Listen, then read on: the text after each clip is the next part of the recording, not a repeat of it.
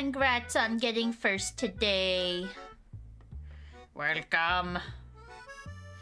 How are you? Hi, Seven. How are you? Welcome to stream. Happy Friday! It be Friday. Woohoo! Hooray! How are you? Oh, there's an ad in 1 minute. Pre-roll ad. Well, not pre-roll. First ad. Hi, Cloport. Welcome. Happy Friday, Cloport. Hi, Jokey. How are you? Happy Fuka Friday. Happy Matt Marai Day. How are you all doing? Thank you for the sub, Jokey Pokey. Thank you, thank you. Happy Fuka Friday. I'm doing good, Seven. I have, well, okay. There's a dumpling place that opened up, like, kind of near my house. Not really. It took a while to get there. It's like the grand opening. It's like 50% off the entire menu. And I was like, I like 50% off.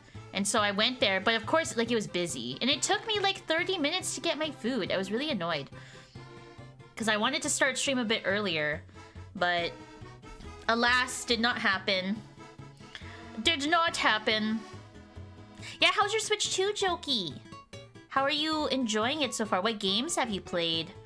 What kind of dumplings? Okay, so this place had like a bunch of different kinds. So I got Korean barbecue dumplings, chicken and scallion dumplings, and then I decided to like change it up a little bit, and I went for bacon cheeseburger dumplings. That one was the worst one. I will say that one was the worst one. But the other two were good. Hi, Kea Bea. How was Twin Peaks today? It was good, Kea. I had a really good Twin Peaks session. It was really good. Kea, I'm so sad that you didn't get to stream today. Mac told me about your audio problems. I'm sad. I was looking forward to it. It's fun. Been playing Mario Kart. It's been fun. Oh, nice, Jokey. How would you rate it against like Mario Kart 8? Like the new one versus the Mario Kart 8 one. Kea is so cute and smart. It's true. Do you get a discount off Switches? A lot of game updated, now lag less. Okay, good, good, good. Mac and I were on the phone for 2 hours? Oh my god. 2 hours? What ended up being wrong with it, Kea? I like it better than Mario Kart 8. Oh, okay. I do want to get it eventually, just not right now. Hi, Warlock. I got a Switch 2 today. Oh, nice, Warlock. Oh my gosh. What, did you get Mario Kart 2? I'm interested in that, like, I'm interested in the, whatchamacallit? The free roam thing. The free roaming aspect of it. It looks interesting. Free roaming. The headphones were giving prio to conference calls only when I had stream. Oh, interesting. What the frick? Okay, that's annoying. So like it just sounded shitty. It seems like it sounds like it was being shitty. Everyone put in $50 to buy JK a Switch 2. Oh my gosh. Ugh. I wish, chat. I wish. But you don't have to pitch in money. That's a lot of money. 700 Canadian dollars is a lot of money. Of course, I wouldn't have picked it up without Mario Kart. Oh, nice, Warlock. How are you enjoying it so far? You cried, Kea. Oh, I'm sorry. Oh my gosh. Adam was helping me for like an hour before that. Oh, so you were like frustrated for 3-ish hours. Oh my god. That is so frustrating. If each person just pitches in $5, we just need 10 people. Math? Is that how that works? Oh, poor Kea. Oh, I'm sorry, Kea. Well, hopefully you'll be able to find a different day to stream some other time. Because I miss Kea's streams. So frustrating, though. I wonder, like, why did it do that? Like, that's weird. Very strange. Very, very strange. And that's before tax. Yes, $700 before tax, chat. $700 for the Switch 2 in Canadian. Like, that's so... Like, I can't afford that right now. There's no way. I got around 6, so I haven't had time to play much yet because I need to download Mario. Oh, you gotta download. Okay, okay. Did anyone get into whatchamacallit? Did anyone get into I just had to enter Discord. Did anyone watch Summer Games Fest today? Because I didn't. I forgot that it happened today, if I'm being honest. I got around 6, so I haven't... Oh, I ran about that from Walmart. It was, I don't know, Adam said it was an issue with Bluetooth headphones. Interesting. Okay. Right? I forgot about that. Oh, Selena was there in LA. Privilege, for real. But you know what? LA is expensive to live in. So you know what? You give and you take, you know? You give and you take. You win some, you lose some. Hatsune Miku and Sonic Crossworlds. Okay, so, like, I've heard about this. What is this racing game? Like, why is this racing game so... Like, there's Minecraft Steve in it. There's, like, friggin... What's his name? Joker from Persona 5. Oh, how was the PlayStation Direct 7? I got the end of the conference. At least I saw the new RGG studio game. Ooh, did it look fun, Cloport? That's exciting. Yeah, and Minecraft Steve and SpongeBob, like, what is going on with this game? Like, yeah, that's great, you know, but like, what if it's gonna be another, what's it called? It's not called Nicktoons Unite. There's that one game that it tried to be Smash Bros, but it wasn't Smash Bros. And then they were like, oh, we're gonna shut the game down. Hopefully it's not like that. Bowen. SpongeBob. SpongeBob. Yeah, Multiverses. That's what it was called. Yeah, they were like, yeah, it's gonna beat Smash. And then it died. Nothing I was interested in really, but not bad. Fair enough. Hold on. What is that sound? Sophie? What is going on? I don't know. She's making noises, and I don't want to go see because it sounds like she's playing with a really heavy toy.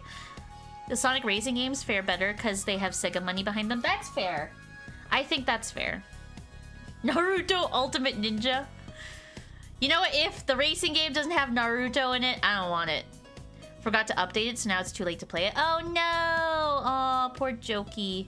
Because Warner Bros. They really fumbled the bag. Like, there was so much hype behind Multiverses, and then they just didn't support the game. And then we're like, okay, we're gonna shut it down now. It's just like, man, how do you fumble it that bad? Like, that's awful. What a terrible company. Oh my gosh. That's true. Sonic fans are feral. Like, there is literally a whole subculture of making your own Sonic, whatchamacallit, thing. OC, your Sonic OC. It reminds me of when the older Sonic racing game had Wreck-It Ralph and Danica Patrick. Yeah, that's true. And one of the TF2 characters? Really? I didn't care that much. Fair enough. Multiverse's gameplay was not tight, felt floaty as hell. Oh, interesting. Okay. I personally never played Multiverses. Like, I've always been a Smash girl at heart. But I have friends that were super into Multiverses. Like, they were, like, in it. But, I do remember them having the same gameplay complaints of it being floaty. And so, like, it didn't feel fast. Like, you know how when you watch Melee, it feels fast. Whereas Multiverses, when you watched it, it didn't feel exciting to watch. So, it never felt like hits were hitting on the console. Yeah, exactly. Exactly. And so, yeah, I was never into Multiverses. But they had so many big IPs, you know? It's just like, man, like, how do you fumble it that bad? You know? Pyro Heavy and Spy from TF2. Oh, really? In the Sonic Racers game? Okay, so that gives me hope that in the older Sonic racing games, if it had, like, that kind of crossover, then the new one, like, the new one has Hatsune Miku. Anything that has Hatsune Miku in it is like, you know when you know, you know? When you know, kind of deal. When you know, you know. Hi Satara, how are you? So Jay, are you playing this on the Switch 2 today? I don't have the Switch 2. I wish. I honestly wish I had the money to get a Switch 2, but I don't. And like, I'm a very color-oriented person, and so like seeing a black console like really bothers me on my shelf. So I probably won't get like the Switch 2. If they're going to do like an OLED version with the white Joy-Cons, ooh. Yeah, where's pink? Where's, like, how come Nintendo is prioritizing all these black consoles? What happened? You know when the 3DS had, like, 50 million different color combinations? Like, where is that? I want, like, 50 million different color combinations. How come there isn't, like, a set of Joy-Con colors for the Switch 2? Why is it only in that ugly red and that ugly blue? I have to fold my laundry. I forgot to do it 2 days ago. Satara, you got time. You've got time, Satara. It's okay. Foist your laundry? Oh my gosh. I'm gonna foist you. You know what I regret not getting? I regret not getting those pink Joy-Cons that came out with that Princess Peach game. I still want them. I still want those pink Joy-Cons. It's just like they're at resale price now. And like it's still like a little, it's not too bad. It's like a little bit more expensive, but like I wish. It's just like the Princess Peach game never really interested me. And so that's why I was like, I don't really want to get it. But now I want the pink Joy-Cons. I want the OLED Switch 2. Probably just wait until that happens. Exactly. Exactly. Like I'm going to wait for the OLED. Even though I never play in handheld. Like I don't even remember. Oh, actually I do remember the last time I played in handheld. When I need to play Fortnite while I'm traveling, that is the only time I play my Switch 2 handheld. Every other time you see me online on my Switch 2, it's docked. When you see me playing Fortnite on my Switch, that you know it's handheld. Because I'm like, oh, I need to do my Fortnite dailies. I'm traveling right now. And so like, you know, there you go. That's how you know that Jay is on handheld. Fun fact, if you have me added on Switch. But yeah, I never really play handheld. So Fortnite on Switch is scuffed. Fortnite on Switch is scuffed, but it's doable for dailies. Like it gets the job done. When I have to do the Guitar Hero stuff, I'm like, yeah, perfect. It does the job, but it takes forever to load. That's the problem with it. Is that like when I load up Guitar Hero on Fortnite, it takes like a solid 2 minutes. It's like, it works. It works hard. It gets there. It gets there eventually. And then once you're in the game, then it's fine. But it is super scuffed. Like, I don't know how anyone plays Fortnite on Switch. You gotta play it on PC. That's any kind of like first person like battle kind of deal or third person battle thing. Like, I don't know how anyone plays on console, but regardless. Are you buying the Sydney Sweeney soap? No. But if you buy it, you know, all power to you. I honestly think it's fake. Like, there's no way that her bathwater is in that soap. It's literally just, it's probably just regular ass soap. Like, I guarantee it. There's no way that her bathwater is in that. That's such a, you know what? You know what? I hate it because, like, it's not the same as Belle Delphine. Like, Belle Delphine was the ultimate, like, grifter when it comes to that shit. And it's just, you can't beat Belle Delphine. You could try, but you're not going to. Is it only 500 soaps? But there's no way it's her bathwater in it. Like, it's probably just some special soap. Like, I don't think, like, maybe it's like a drop of her bathwater. It's homeopathic, trust. I just can't believe it. It's just like, man, you can't like that's why I don't like that's why I don't like her soap idea, because if you're gonna do that, you gotta go all out.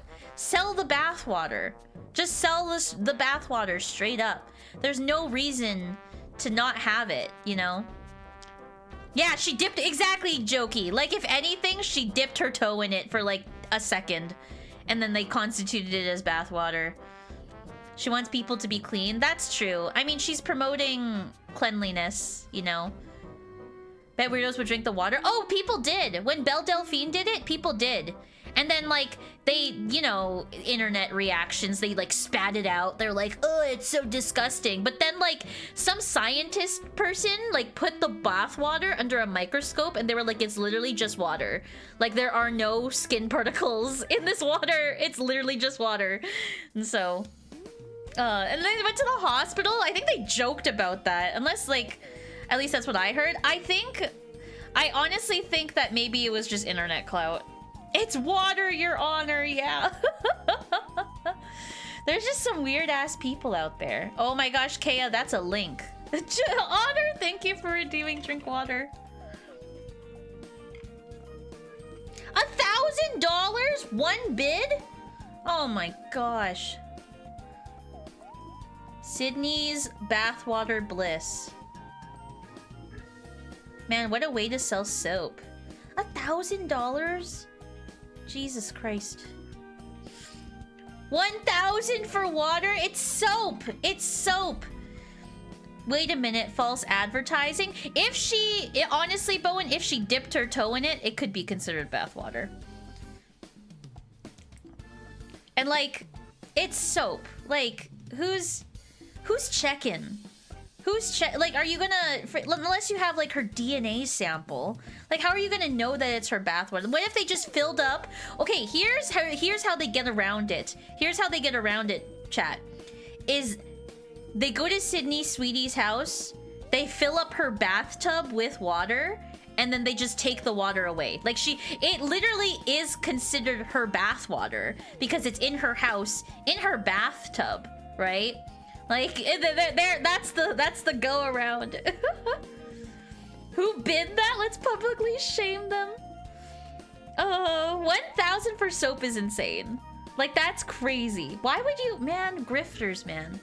Grifters. You can't beat the original grifter, and that's Belle Delphine. Like, as much as everyone hated her on the internet, the girl, literally, she sold her bathwater. She started an OnlyFans, did OnlyFans for 3 months, gained like, I think she gained like $6 million in 3 months or something like that. And then she was like, okay, I got my money, and then left the internet forever. Like, what kind of, like, holy shit, good for her. Like, if that's what it takes, you know what I mean? Like, wow, good for her. She literally did that and never, like, now she's like, I don't know, she's probably in Italy right now, living on a yacht with her investments and stuff. I took a DNA test, turns out 100% that's squinchy. It's true, Seven. Don't you ever forget that. You're a bunch of randos to dip in the bathwater. There you go.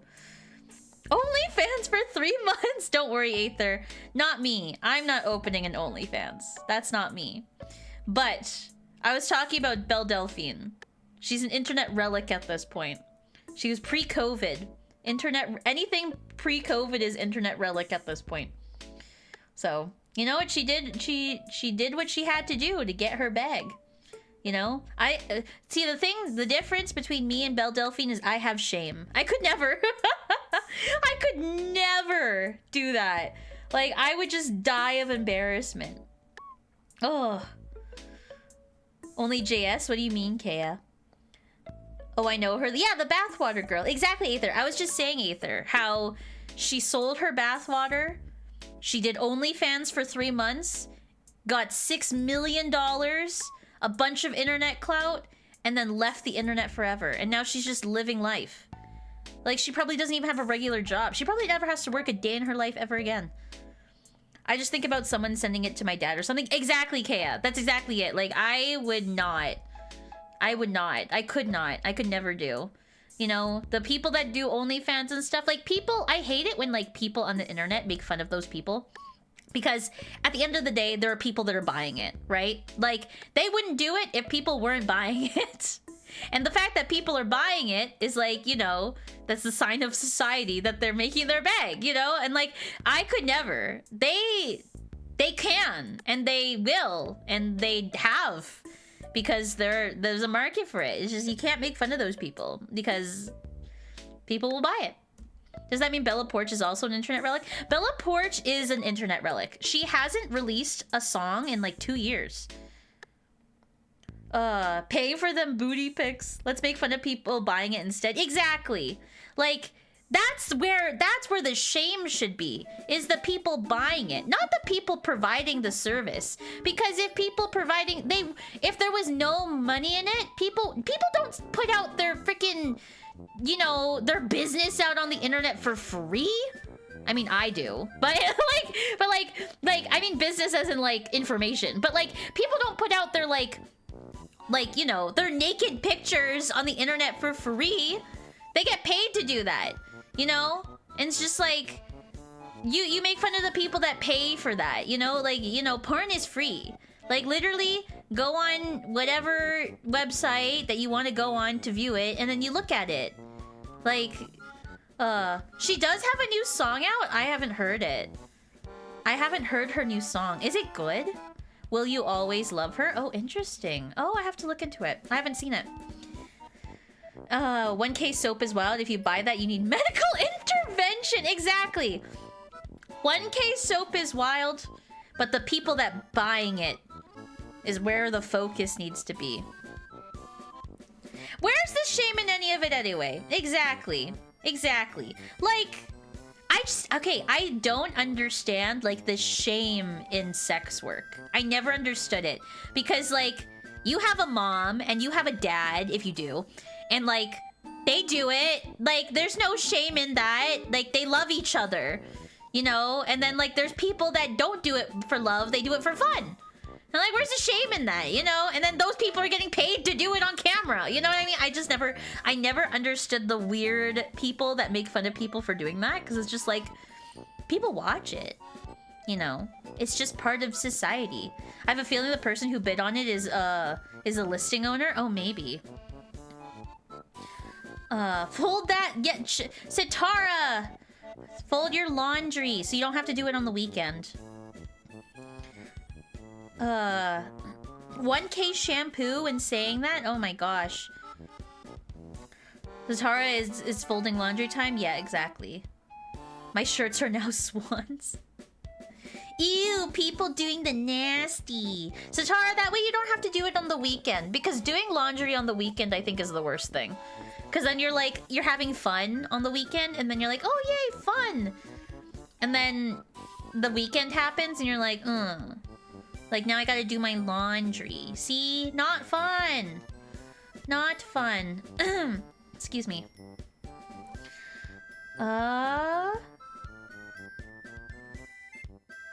Okay.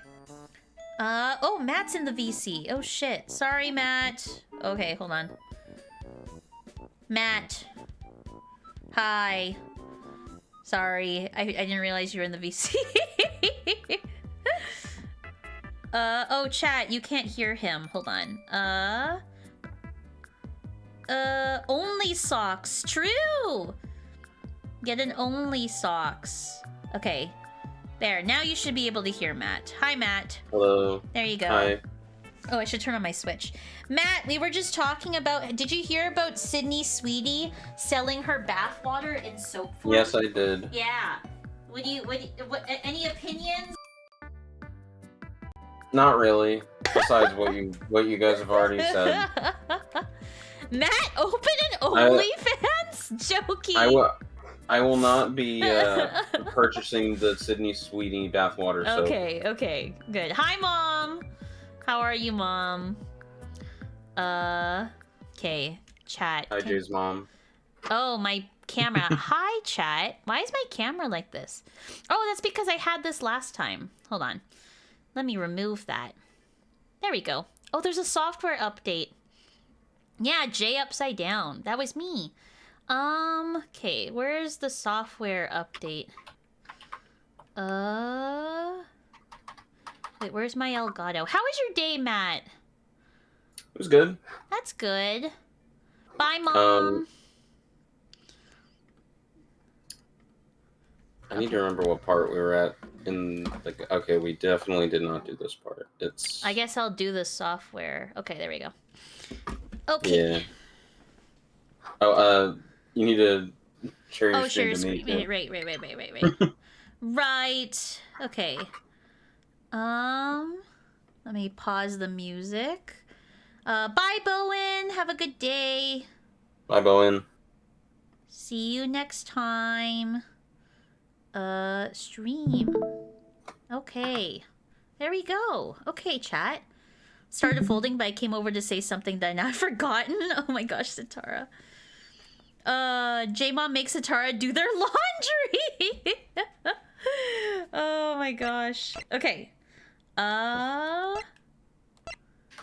Which one did I save on?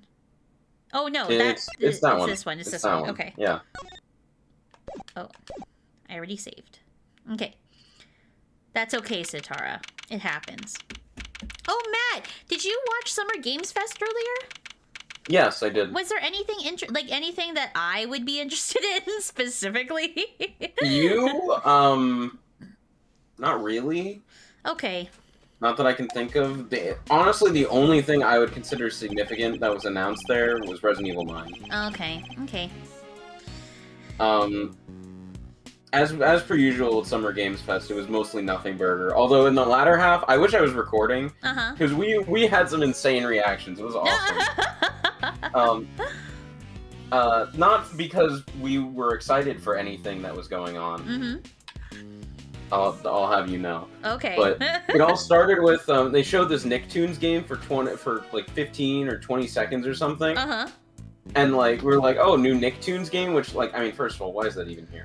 But like, but then it like they showed the footage and it looks like a shitty mobile game, and then they show like 2 seconds of gameplay, cut to the logo, and then the logo disappears immediately because they were like everyone else was talking about like, man, that logo looked bad. I didn't even see it because I was looking at what consoles it was on because I was like, oh, is this a mobile game? And it went away so quickly. It was like 15 seconds, the whole thing. It was hilarious. I was cracking up. I was like, they paid so much money for that to be here, and they look like shit. Oh no. The cover has no characters? Oh, that's interesting. Interesting. But yeah, other than that, I mean, there were a couple other like funny things that got announced, but like not for the right reasons. Okay. But, yeah, no, it was typical Summer Games Fest. It was boring.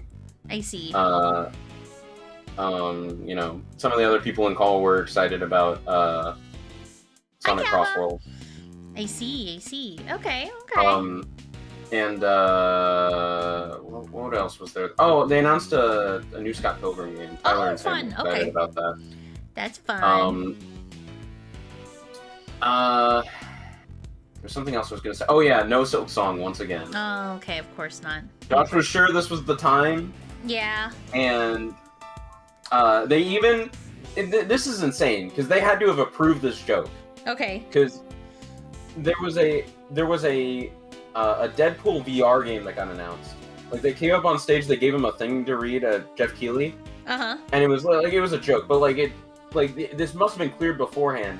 And Deadpool makes a remark in this joke about how this is taking the place of a Silk Song reveal. So, like, you think like, oh, they gotta be revealing Silk Song. They wouldn't just make that joke, right? Like, and make all the people that want Silk Song mad because you're saying this is stealing Silk Song's spot, and then there's no Silk Song, but there was no Silk Songs. Oh no, that's sad. Oh my god, that's terrible. For the record, I do think it's funny because I have no dog in this fight. I don't care about Silk Song. Fair enough. But now I have friends who actually do care about it. Ah, yeah. But it is funny that it's never coming out. Yeah. Bro, I'd sue. And Satara, yes, you're correct to say that Fender looks like a Redditor. You are correct. I'm doing good, Kava. I'm doing good. Yeah. That's sad. That's really... You know what, Seven? I'm so upset. Like, I have no faith in that game. Like, as more time passes on, it's like, man, what are they doing there? Like, it has been in development for so long. So long. I think they're hitting the wall of, like, scope creep because, like, they didn't expect their game to be as big as it was, and, like, how do you follow up that game? Right. Like, everyone, you know, like, all three of the people who I know who just played it like they all played it together and they're like, this is a peak experience. How do they even follow this up? Yeah. You know? Yeah, that's fair. That's fair. Are we gonna get GTA 6 before? You know what? We should make a bet. What comes out first, GTA 6 or Silksong? My money is on GTA 6. Honestly, my money's on GTA 6. I think I think there's a decent chance we see Silksong this year. I'm not sure if it's coming this year, but I think we'll see it. We'll see it, at the least see it. We've still got Xbox Showcase on Saturday. True, that's true. The Xbox thing's tomorrow. So, there's that. I read the files, but they don't go anywhere near that level of detail. Oh yeah, frick! I forgot that we're technically we're not in current time at this case. Like we're in current time right now, but we're not like it's not current time. That's our only chance of Silksong IMO. True. Oh Kava, let me get you your fortune cookie quote. You know what? I'm hoping for tomorrow. It's not gonna happen, but I would love Viva Pinata 3. That's what I'm hoping for tomorrow for the Xbox. If that happens, I'll cry. The streets are saying Persona 4 Remake is coming tomorrow. Ooh, okay, I would be interested in that. I would be interested. Tomorrow's Xbox Showcase. Yeah. Kava, your fortune cookie quote today says, before you wonder, am I doing things right? Ask yourself, am I doing the right things? Ooh, that's a good one. Ooh, your daily numbers are 455. Before you wonder, am I doing things right? Ask yourself, am I doing the right things? That's a good one. That's very good. 07, your daily fortune cookie quote today says, judge each day not by the harvest you reap, but by the seeds you plant. That's a good one too. Your daily numbers are 396. 396. Not a fortune though. Fair enough, Star. Needed that good, Kava. I'm glad. 396 are my family numbers. Ooh, there you go. That's kind of fun. You never miss, Jay? True. I never miss. Never ever miss. You're welcome, 7. You're welcome. Hey, I bet they'll paint things in a much rosier light for the prosecution too. Von Karma was the one in charge after all. What happened with the case after that? Well, what with the ice sculptures vanishing from the victim's room, things hit a bit of a rough patch. So rough, in fact, that it took a full year before they could even reach a verdict in the trial. A year? This was back before they brought in the whole initial trial thing. You didn't have to finish up in double quick time like you do nowadays. I see. Did they ever find out how the victim's creations managed to just disappear? Well, they were sorbets or frozen desserts or whatever you want to call them. Ice, in other words. And if it's made of ice, it can melt, which is exactly what they concluded must have happened. But there's a chance that it wasn't how things actually went down. What do you mean? So this place is a gallery these days, but back then it was the Samson Tangaroa's place, yeah? Indeed, and the site of the IS-7 incident. Well, the word is frost ice sculptures are suddenly back on display 18 years after that fateful day. The very sculptures the victim made? Who knows? Could be they're just molded on the originals. But I figured it was worth coming down for a little look-see, just in case. Oh! Yes, 7? Seems like the least I could do is for poor old Gregory. Ooh. Well, alrighty then. Let's go take a look at these icy marvels, shall we, kiddo? I believe they're on display at the Winter Wing, as the very snazzily known. Okay.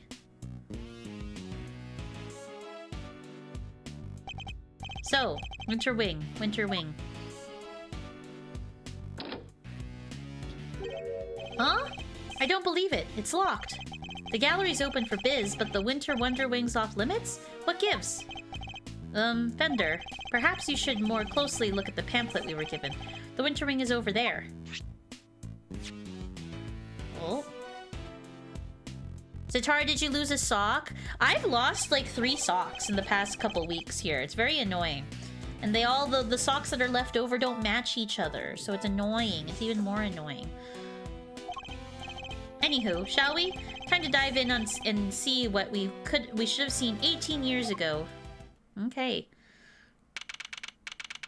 Ooh. Ooh, who's the kid?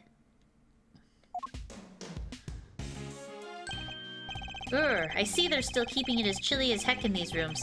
I'm about to turn into a popsicle stick.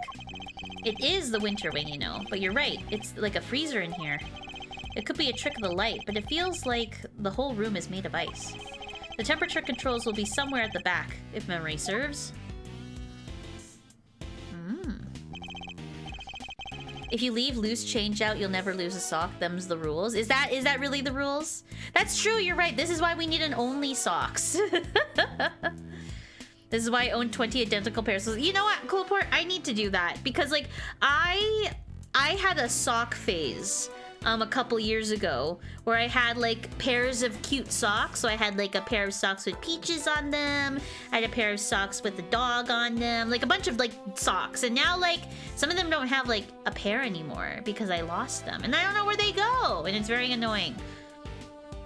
Coolport is a genius. The sock fairy puts a sock under your pillow. Them bitches have to match for me. Fair enough.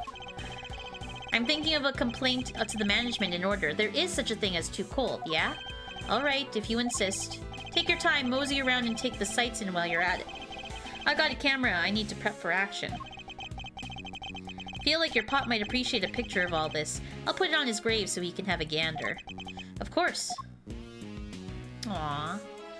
Alright. Where are these guys? There are 2 large statues on display here. One is Libra. I don't know who the hooded one is. Guess these are the remakes of Frost's work from 18 years back. Real eye-catching stuff. Ice sculpture is a heck of an art form, huh? It is. These are the works my father never got to see. To think that I get to see them instead, so many years later. Sorry to butt in while you're in deep think hole, Milester. But would you mind looking this way for a sec? This way? Beautiful! Yeah, just like that. Picture! Aw, cute! What a cute splash screen. I love it. Fender, really? Yeah, of course, Miles. You lost 3 socks, Atara? Oh my gosh. Only laundry then.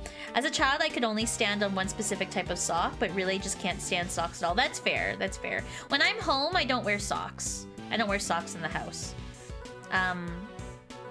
I only wear socks when I wear shoes outside. Damn, Satara, stop losing your socks. Say cheese. Please don't do that again. I don't like having my picture taken.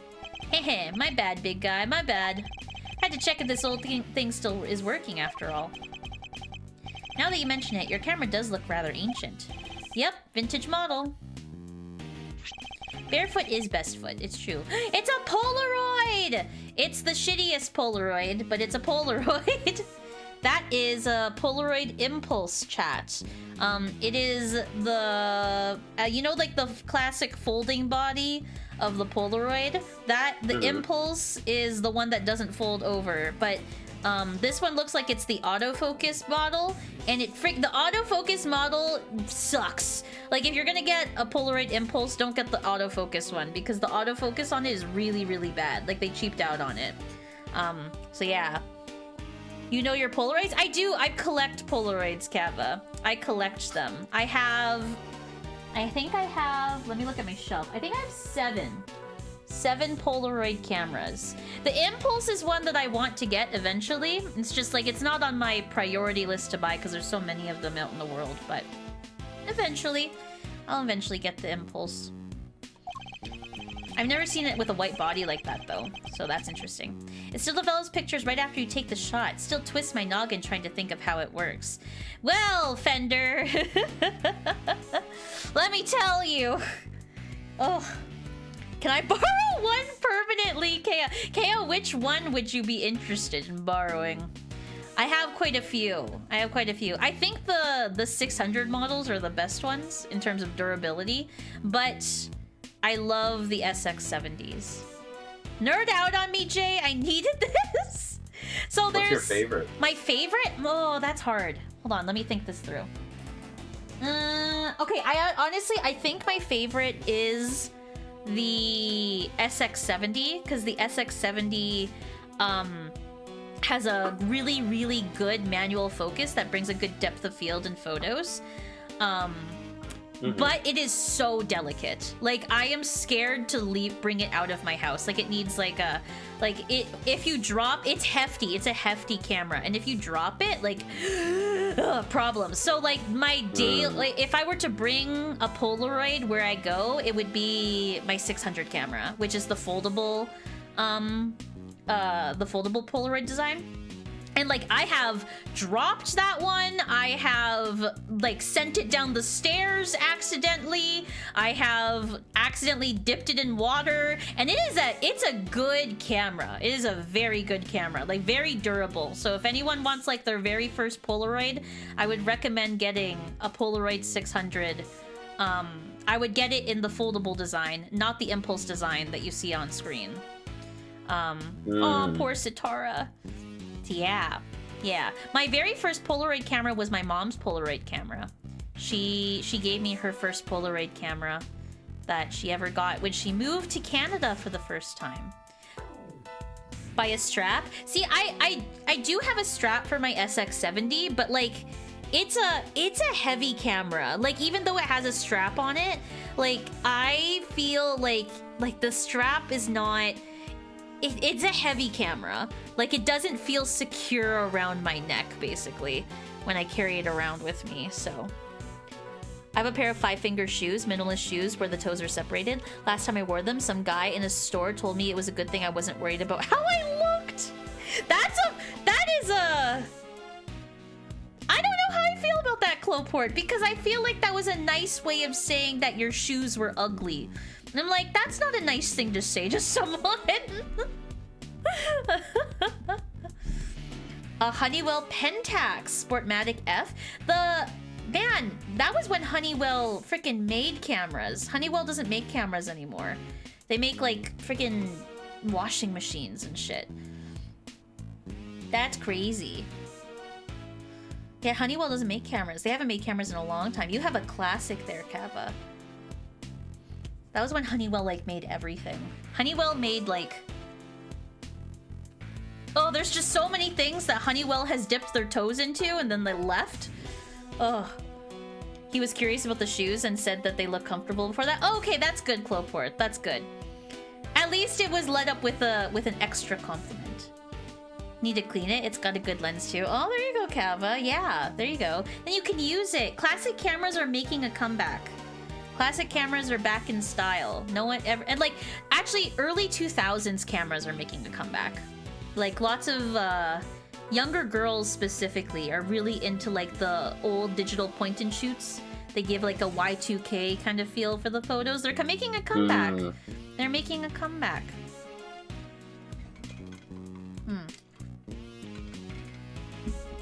Yeah, you gotta order film, Kava. Polaroid film is expensive. That's the only reason why I don't take my Polaroid camera as much, is because Polaroid film is really expensive. And very pricey. And now with tariffs, like, I don't even know how much it's gonna cost for me to buy them now. Tech will always come back, IMO. That's true, that's true.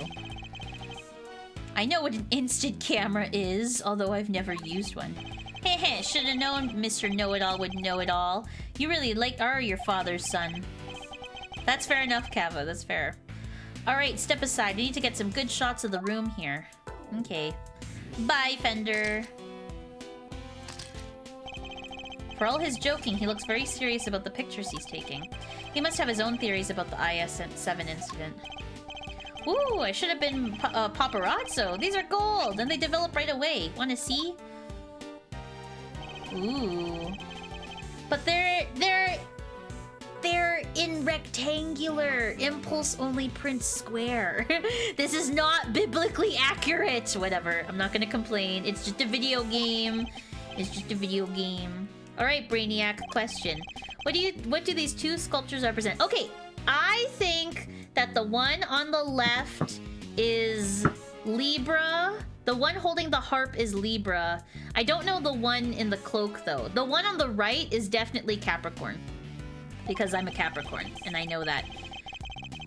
They appear to represent Taurus and Gemini! That's bull! Whatever. I was completely wrong. Whatever. Bingo! He shoots, he scores! Woo, you're a regular encyclopedia, Milester.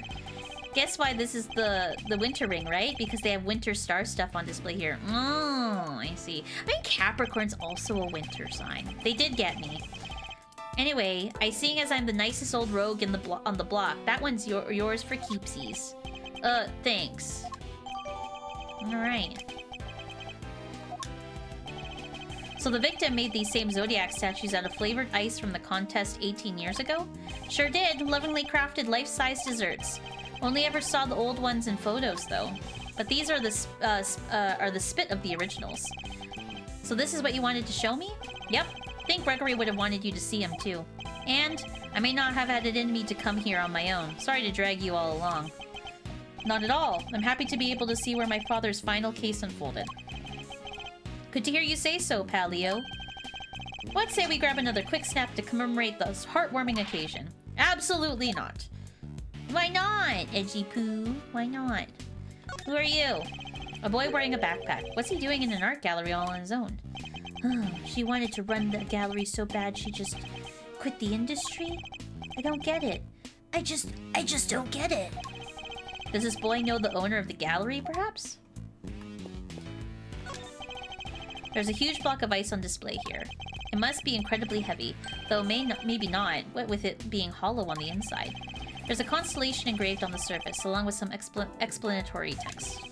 The Pleiades, known as Subaru, they form part of the larger constellation of Taurus.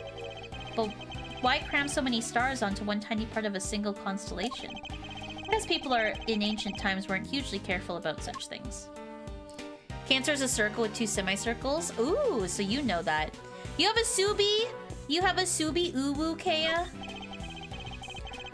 There's an enormous block of ice on display here. There's some explanatory text engraved on it. Castor and Pollux. Every year, December, countless shooting stars can be seen emanating from this constellation. So then Damask needs to... Yeah, then I... Wish these two would stop talking so loudly. It's difficult to concentrate. Damask? Never mind, I'll just go take a look at some other exhibit. But who are you? Why are you saying Damask? So how about this? I scream out, oh no, this must be the work of the villain Damask. Yeah, and I go, that's me, the legendary mask, Damask.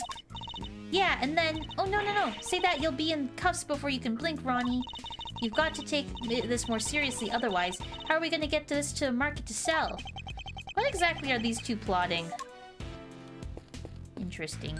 Oh, leaving so soon, Mouse? Stick around, maybe taking the site. Okay, sorry, I didn't mean to leave! Fender threads. It's Blue Woo! Cute. A cute Subi Uwu. Alright, let's see the stone. Hey, wait, this is the stone from the freaking castle. This lamp appears to be made of rock salt. It's illuminating the diagram with the zodiac just above it. Yes, both Gemini and Taurus are not only zodiac signs, but constellations that are visible during winter. Winter constellations on display in the winter wing. And uniquely, these statues are made of flavored ice. According to the pamphlet we received, the ones in the other rooms are made of crystal glass. Ice might be rather fitting for the summer wing, too. Who doesn't like ice snow cone on a sunny day? Then it would probably be too similar to this room, I suppose.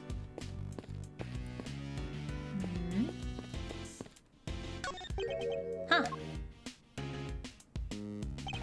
Fender, I can't seem to find the temperature controls you mentioned. Oh yeah, that's a little trick you don't know if you don't know where it's at. Here, I'll have it open for you in a jiffy. Oh nice, good job, Sitara! Huh? Dang thing's locked. Makes sense, I guess. Wouldn't want the visitors cranking up the thermostat and melting the art. According to the pamphlet, the winter wing is kept at a constant 27 degrees. Ooh-wee, that's colder than the snowman's cold bits. I'm gonna freeze to death in here.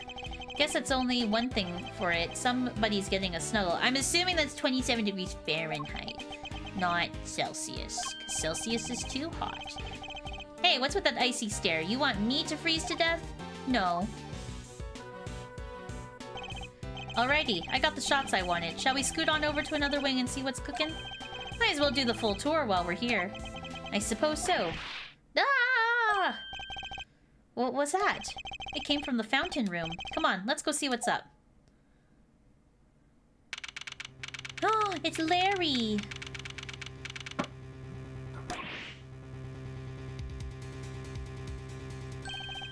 There's someone on the ground. And is that... Oh, wait, that's the chef guy. Larry, what are you doing here? Actually, never mind. What on earth is going on? Yay, Sitara! Edgy! You should have seen it. It was awful. Just calm down and tell me why there's an unconscious man on the floor. I didn't do anything. He just fell down in front of me. Wait, I know this guy. He's the other chef guy. Is everything all right? Oh my god, it's the people. Don't you know it's rude to make a racket in an art gallery, you naughty boys? Wait, this smell. He's still breathing, but I know these symptoms. It's not safe, Miles. We need to get everybody out of here. Everyone, with me. There isn't a moment to lose. There's poison gas coming out of that room. Oh shit. You're a Larry hater? Oh my gosh, why, Seven?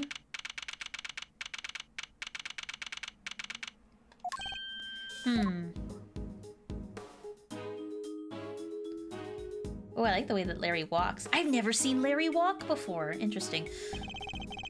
How's the victim doing, Fender? Not good. He inhaled a lot of gas. He's still out, and it sounds like it's pretty serious. But the paramedics said there's no signs of external injury, and that he was conscious before it happened. Anyway, he's alive. Just barely. He's lucky we found him when we did. But like I said, he's not out of the woods yet. They put him in the medical room with a specialist. I see. I couldn't help noticing that it seemed like you knew him, Fender. Sure do. That was Carmelo Gusto. He was here back when the whole IS-7 thing went down. The confectioner! So he was here 18 years ago, too. Any hoozles, this guy here seems he's like in rude health. Little pal of yours, my Malzarino? Yes, something like that. I'm glad you're okay, Larry. Something like that? Are you serious, Edgy? You know me since elementary school. Crush a guy's feelings, why don't you? Anyway, you know you're supposed to call me Loris Fuck! How do you say that? Dosim? Dosim? Dunim. Dunim, thank you. Frick my life. Because it's supposed to be like pseudonym. Oh, that's fun. Like pseudonym. Okay. Donim. He's annoying in the trials and he's mostly just hits on Maya. Fair enough, Seven. Fair enough. So no more Larry, okay? Got that? This is Larry Butts. He's a bit of a troublemaker, but he's one of my only friends from back when we were little kids. Ever since he developed a passion for art, he's been trying to make it big as Loris Denim. He's stupid. But new name or not, he's still the same old Larry. Whoa, grade school buddies. I need to go tell Gregory about this. He'll be over the moon to hear you have a pal. He was always worried you'd never click with anybody. Hear that, Edgy? You're lucky to have a friend like me. I never knew I was the cause of such worries for my father. Never mind that now, Larry. What are you doing here?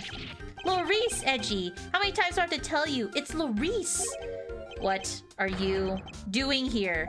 Yeah, what's with the demon eyes? All right, I'll talk. Just stop looking at me like that. Good. Now talk. You want to know why I'm here? Why the heck do you think? For my art, of course. Oh, I'm coming on a date here with Lulu soon, so I thought I'd better scope the place out. So not actually for your art after all. Loris, my man, an artist and a romantic. You'll have to introduce me to this lady friend of yours. Oh, sure. It's nice to have somebody take an interest for once. Spare me. Oh, by the way, Lauricio, did you notice anything when you found the victim? Nothing in particular. Didn't you say you'd seen something awful? Oh, that. The old guy. He just appeared and then splat! He was on the floor, scared the life out of me. But for once, I had nothing to do with any of it. Don't look so proud. That's the least we should be able to hope for. Yay! Good job, Sitara. I'm proud. Honored guests, I can only apologize for the trouble you've experienced. I'm Judy Bound, the gallery manager. Another person from the IS incident. Good to see you, Judes. Mr. Fender, it's always a pleasure. She was at the reception desk when we arrived, so she's the one in charge here. I can't believe you had to go through something so awful, and on your first day of business. Hey, quit that. It's not your fault. Oh wait, I guess I'd better introduce you guys. Judy, meet Miles Edgeworth, son of the late, great Gregory. Really? You're Mr. Edgeworth's son? Well... She looks different. Isn't this fabulous? That great man's son is here with us. 18 long years have passed, but now he's here at last. Very lovely to meet you, Mr. Fine Attorney number 2! That's rude. Judy, that was the bomb! Good voice as ever. Miles Edgeworth, prosecutor. It's a pleasure to meet you. Oh, you're a prosecutor? I'm so sorry. Forgive me for jumping to conclusions. She's very polite, but there's something strange about her. Hey, Judy, can I, get an autograph? You can write in here. Here's a little sketchbook. Well, if you're sure you'd ever even want such a thing. Why do you want it, Larry? Rude! You know who she is, right? Come on, Milester, you don't keep up with showbiz news or nothing?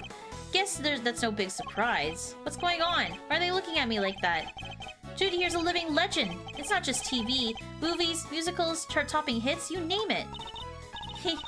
Don't be so silly. I'm just a humble art gallery owner now. I finally quit the biz for good. I finished shooting my last movie just the other day, in fact. Some of my co-stars were even kind enough to say that they would come visit once we opened. Anyway, here you are, and good luck with your artistic endeavors. Thanks so much, Judy. I'll treasure it till my dying day. Good job, Sitara. I'm proud that you found your socks. Ah, you and me are peas in a pod, Larice. Peas in a gosh dang pod. How lovely for you both. Larry, could you go practice your drawing somewhere or something? You did come all the way to an art gallery after all. It would be a shame to waste the opportunity. A real artist drawing our exhibits? What an honor. Heh, guess you can even have a bright idea once in a while, Edgy. All right, Judy. Seeing as you were so nice about it, I guess I will. I'll be right back. Heh, he's a real live wire, that one. That's one way of putting it. I can only apologize. By the way, there was another woman with you before. What was her? Where is she now? You mean Delicia? Delicia Scone? She's in the medical room helping to care for Mr. Gusto. I call it the medical room, but it's nothing quite so grand, of course. I couldn't stay with them while I was the only one on staff, and I can't leave the gallery unattended for long. Delicia Scone. We've heard that name before, haven't we, Fender? Sure have. Sounds like our IES bingo card is complete. Something tells me this isn't a coinky-dink. Perhaps I could offer you gentlemen a cup of tea? A drop of the old Judy Bound special blend? Why not, for old time's sake? That would be lovely, thank you. Clink, clink, clatter, clatter. Clink, clink, clatter, clatter. Now, if you'll both excuse me, I'd better go explain things to the other visitors. You go and do your thing, Judes. You go and do your thing, Judes. Thanks again.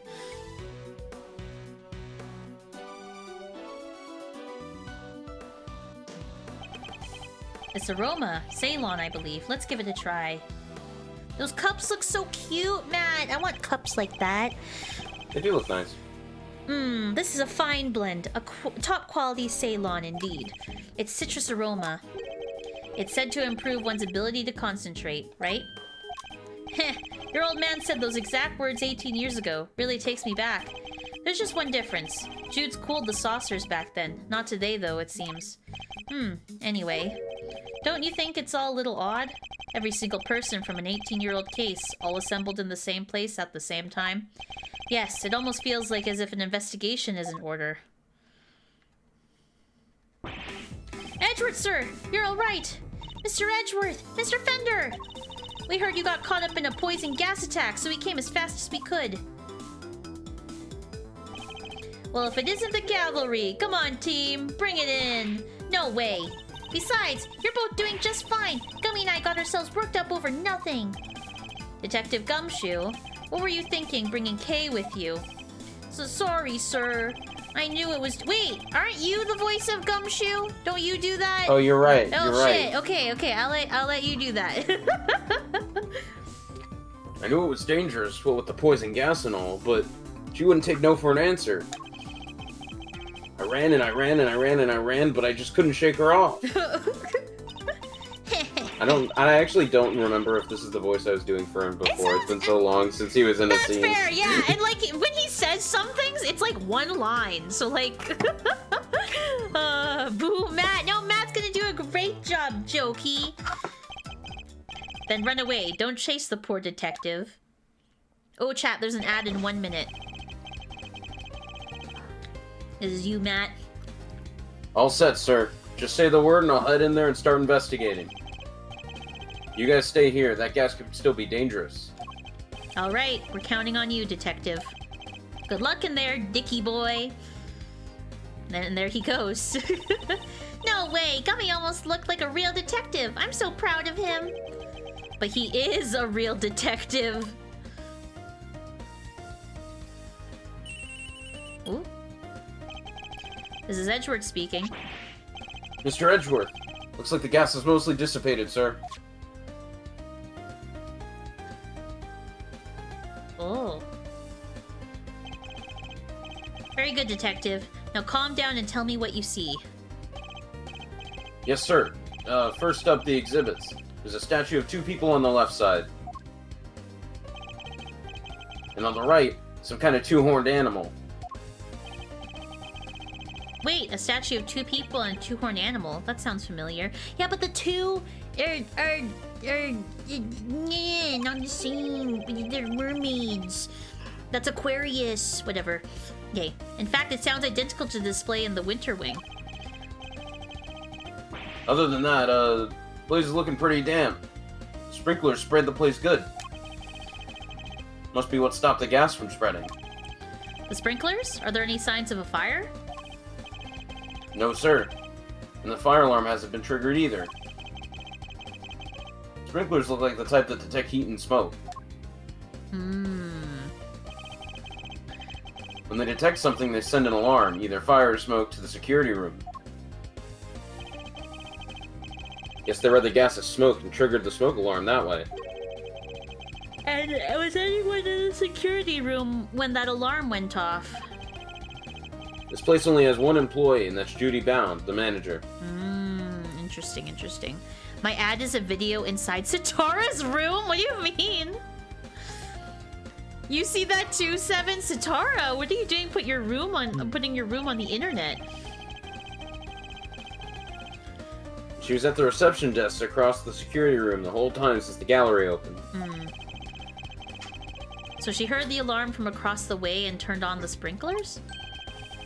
Yep. Seems they can only be switched on manually, and only from there.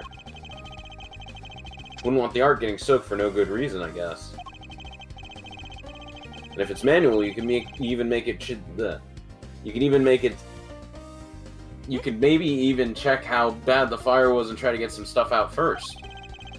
So the security setup is geared around protecting the exhibits. That makes sense in an art gallery, I guess. Brr. And, oh wait, that's... Brr. Brr. And one more thing, it's freezing in here. This isn't the autumn wing, it's the deep wind winter wing. So the autumn wing is cold too? I checked the temperature. It's 26.5 degrees in here, sir.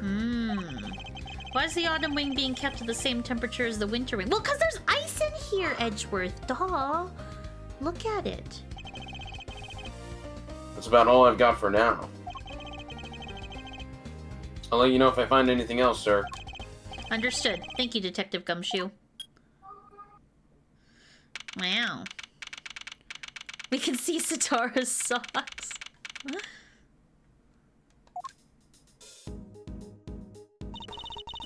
What did Gummy have to say? He said that the autumn wing is actually quite wintry. Huh, I don't get it. I'm wondering what that could mean myself, but it's a bit hard to tell from out here. We should try and get in there as soon as the police are done with their investigation. Amen to that. We need to see what the deal is for ourselves. Is there anyone else who might know something in the meantime? Oh yeah, there's one guy. Miles' best bud. His... what? Ugh, we have to... If we have to, and I guess we have to. There he is. Wait, that's... Okay, I didn't expect to see you here. You're looking as fresh-faced as ever. Yeah, long time no see. Larry, right? So, here's the deal, Kay. I'm Larice now. You see, I'm also a bit of an artist. Ah, so it's your Elias. I like it. Good to see you, Larice. I always Elias? Wait, Elias. Alias. Elias.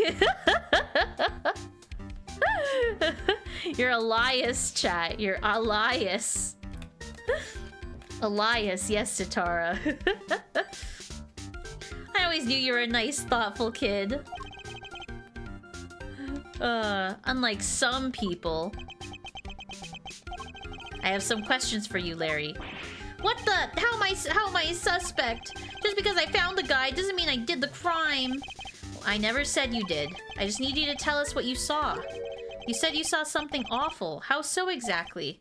Look, I didn't see anything. I didn't do anything, okay? I don't think I did anyway. Oh, Chief, you didn't sound too sure of yourself at that end there. There's something you should know about him, Fender. When something smells, it's usually the butts.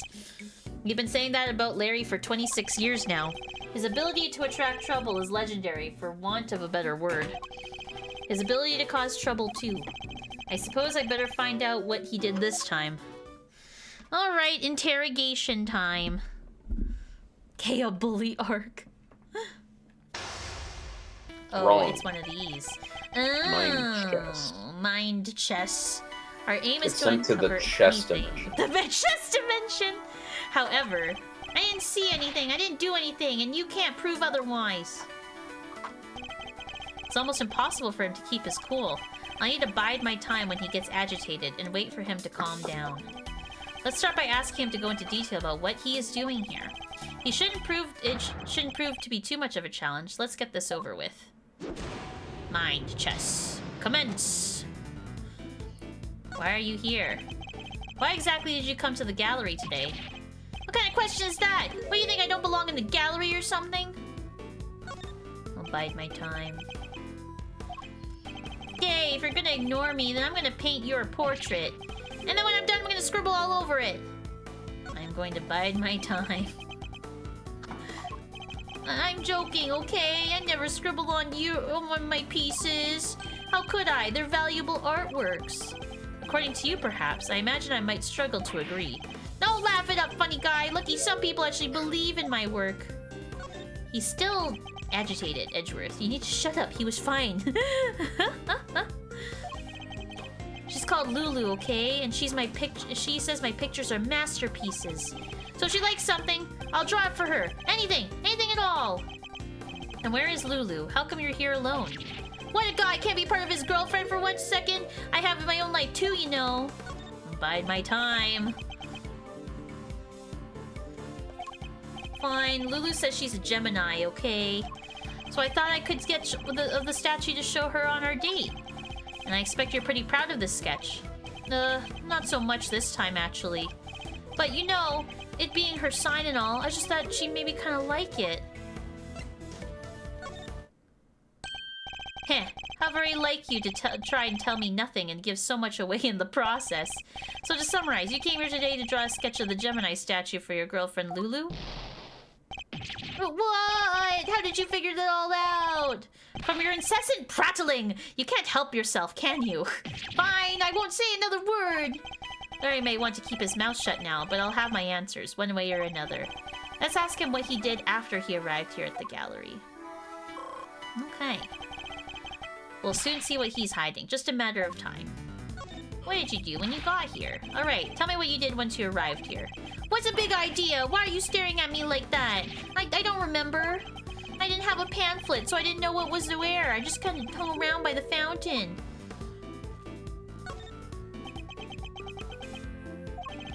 What gives, Edgy? If you don't have anything to ask, let me get back to my sketching. Oh, oopsies. I guess I ignored him with his blathering for too long. Oops! Okay. What'd you do when you got here? You didn't receive a pamphlet when you paid your entrance fee at the reception desk? Ooh. Huh? You mean entry isn't... It's not free to get in here? You didn't pay upon entry? You mean to tell me that you entered without paying? I'm sorry, okay? It wasn't deliberate. There wasn't anybody at the reception desk is all. So I thought entry must be free. Miss Bound wasn't at the reception desk. You're saying Miss Bound wasn't at the reception desk at the time? Yeah, but it looked like there was maybe somebody in the room opposite. Interesting. According to Detective Gumshoe, Miss Bound had to enter the security room to activate the sprinkler system. I expect she wasn't at the reception desk because she was busy responding to the incident. And right after she finally got to the place open for business too. Poor Judy. The Winter Wing, the gallery's greatest attraction. It's all gonna be ruined now. You know a lot about the Winter Wing, Larry. For example, that the Gemini statue came here to draw just so happened to be in said room. Therefore, it was your intention to visit the Winter Wing all along, wasn't it? How? How did you get at me again? Fine, you're right. I came here for the Gemini statue. And yeah, I came here to visit the Winter Wing. I won't deny it. Larry's not one to confess so easily. Then again, he's always managed to surprise me in unusual ways. Let's see what more he can tell us about the Winter Wing. I expect even Larry has found his feet a little by now. I'll have to watch his reactions more carefully and see what information I can glean from him. Larry, be honest. Did you enter the Winter Wing? Well, what is that? Is that suspicion I see in your eyes? I tried to get in there, sure, but... I mean, you didn't go in. You tried to get in, but you couldn't. Yeah, exactly. I wanted to get in there, but... That old guy came out and fell to the ground, and like I said, it was all pretty shocking. So you were unable to enter the Winter Wing because the victim emerged and collapsed in front of you? Yeah, he came out of the Winter Wing door and then down he went. He wasn't in the Autumn Wing, wasn't in the Autumn Wing that the victim came out of. If that stupid poison gas thing had never happened, I'd be in there happily sketching away right now. Larry seems to have the Autumn Wing and Autumn and Winter Wings mixed up. Regardless, it seems his aim was really to make a sketch of one of the statues. This could be a useful clue. What did you see in the Winter Wing? What did you see in the Winter Wing, Larry? You don't let up, do you? I told you, I didn't see anything. Galleries are nice and all, but I kind of changed my mind once I got there. I thought I'd go meet my girlfriend instead. I think it's time to deploy my clue. So what became of your sketch? Didn't you say you came here to make a sketch of one of the statues for your girlfriend? You gave up on that a little easily, didn't you? Surely you saw something, even if you were distracted by the victim's collapse. Well, I did not see something. But that doesn't prove that I did see something totally terrifying either, does it?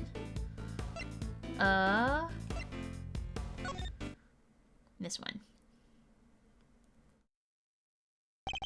Really, Larry? You could at least try to make this a little harder for me. To put it to you, Larry Butts, that in fact did see something totally terrifying. Yay! How did you do it, Edgy? Are you some kind of mind reader? Fine, I guess there's no point in trying to keep it a secret any longer. I'm not sure if there's much point in you trying to keep any secrets, given your track record. It wasn't exactly the most edifying use of my time, but that's checkmate. Yay! That one was an easier one. Much easier than the other ones I've had to use. It makes sense. Yeah. It's him. It's true. It is Larry. I just couldn't help staring at the Gemini statue. My eyes were drawn to it. You keep talking about a Gemini statue, but there's no way you saw what you think you saw. It's simply not possible. What do you mean? You think I saw a ghost statue or something? Larry's still laboring under the misconception that he was looking at the Winter Wing. This piece of evidence shows us what Larry was really looking at. Take that. Was it this? Take a look at this pamphlet.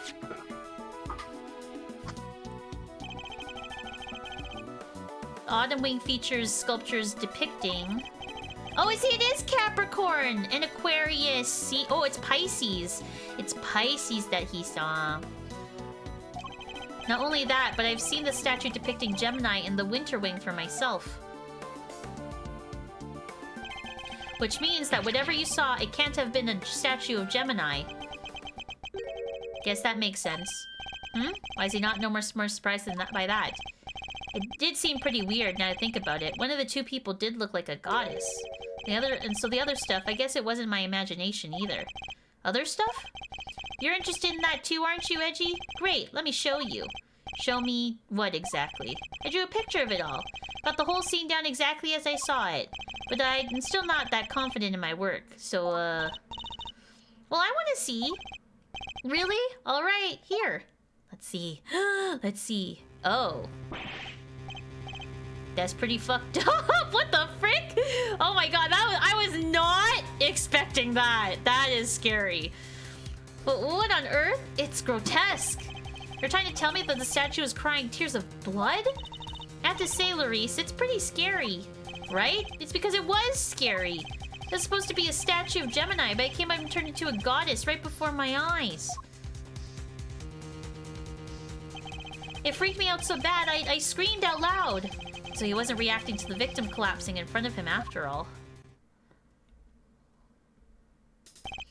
Wait, when you say it turned into a goddess, what do you mean exactly? What do you mean, what do I mean? The bottom half was suddenly a fish! That's what I mean. A goddess with a fishy bottom half. Sounds like Pisces to me.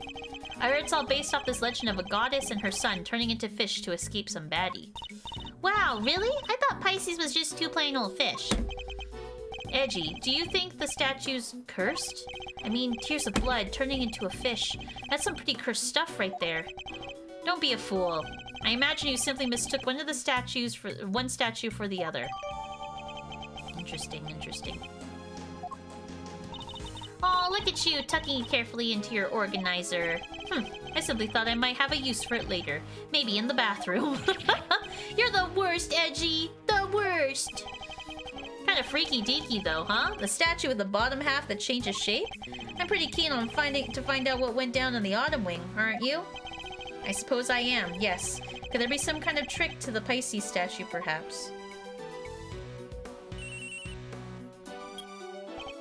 Yes? Edgeworth speaking. Oh. It's you, Matt. I'm just about done here, sir. There's no danger from the gas anymore. You can come in now. Thanks. Good work, Detective. It seems it's finally safe to enter the Autumn Wing. The good detective sure has impeccable timing. Come on, let's go take a look. I want to see this Pisces statue. You're going in there, Kay? Then maybe I should come along too. Did you really think I was gonna leave you out here on your own? I know better than that. Alright, everyone, to the Autumn Wing.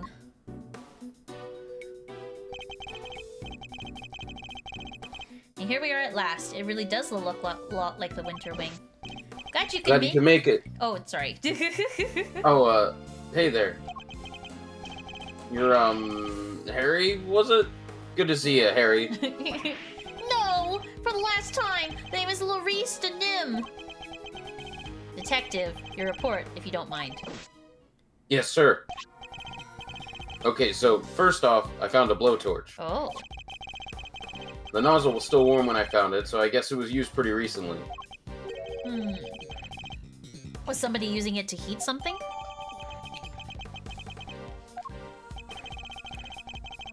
Was the stepladder already like this when you entered?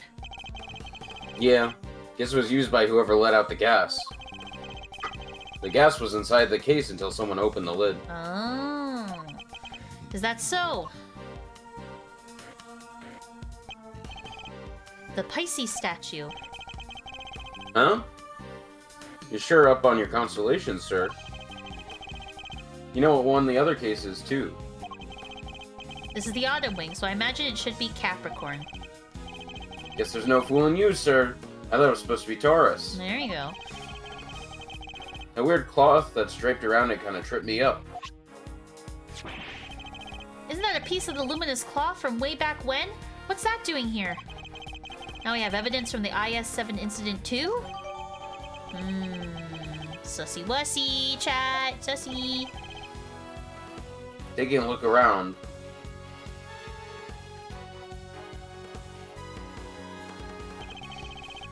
Seems there's a piece of luminous cloth on each of the other cases, too. Yeah, and just that makes me want to see what's hiding underneath real bad. Sure, let me whip them off right for you.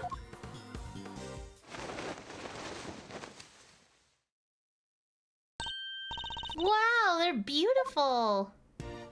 Whoa. Oh, so the one on the left is Capricorn. The one in the middle is, no. Wait, no, that's Aries. That's Aries on the left, and that's Capricorn. Okay. Oh my gosh, chat. I don't know my constellations that well. Could have been the moment when the cloth around the Pisces statue lower half fell away. See, Edgy? See? I wasn't imagining things. I wasn't mistaken. Urgh. Listen, Milester, I think we can all agree this room is fishier than a bucket of fish. My hunch is that somebody deliberately tried to make this room look like the Winter Wing. Yes, I was thinking the exact same thing. They even covered the statues up in such a way as to make them look similar. That is sussy. Kaobot 7? Sure. 1,300. Add points. 7 squish. 3,100. Enjoy, 7. Enjoy. With the cloth over the bottom half, the Pisces and Gemini statues look almost the same. Ditto for Capricorn. Cover his bottom half up and it looks pretty much like a Taurus. The other two can't be fixed so easily, so covering their cases up completely was the only answer. So somebody went to some lengths to disguise the Autumn Wing as the Winter Wing. I say we need to take a closer look at things in here, wouldn't you, Fender? Oh, who's this? Oh my god. Frick my life. Mr. Winner and Judge Gavel. What the heck are you guys doing here? Oh my god, Eustace. You're the last thing I need. This is my scene, you hear?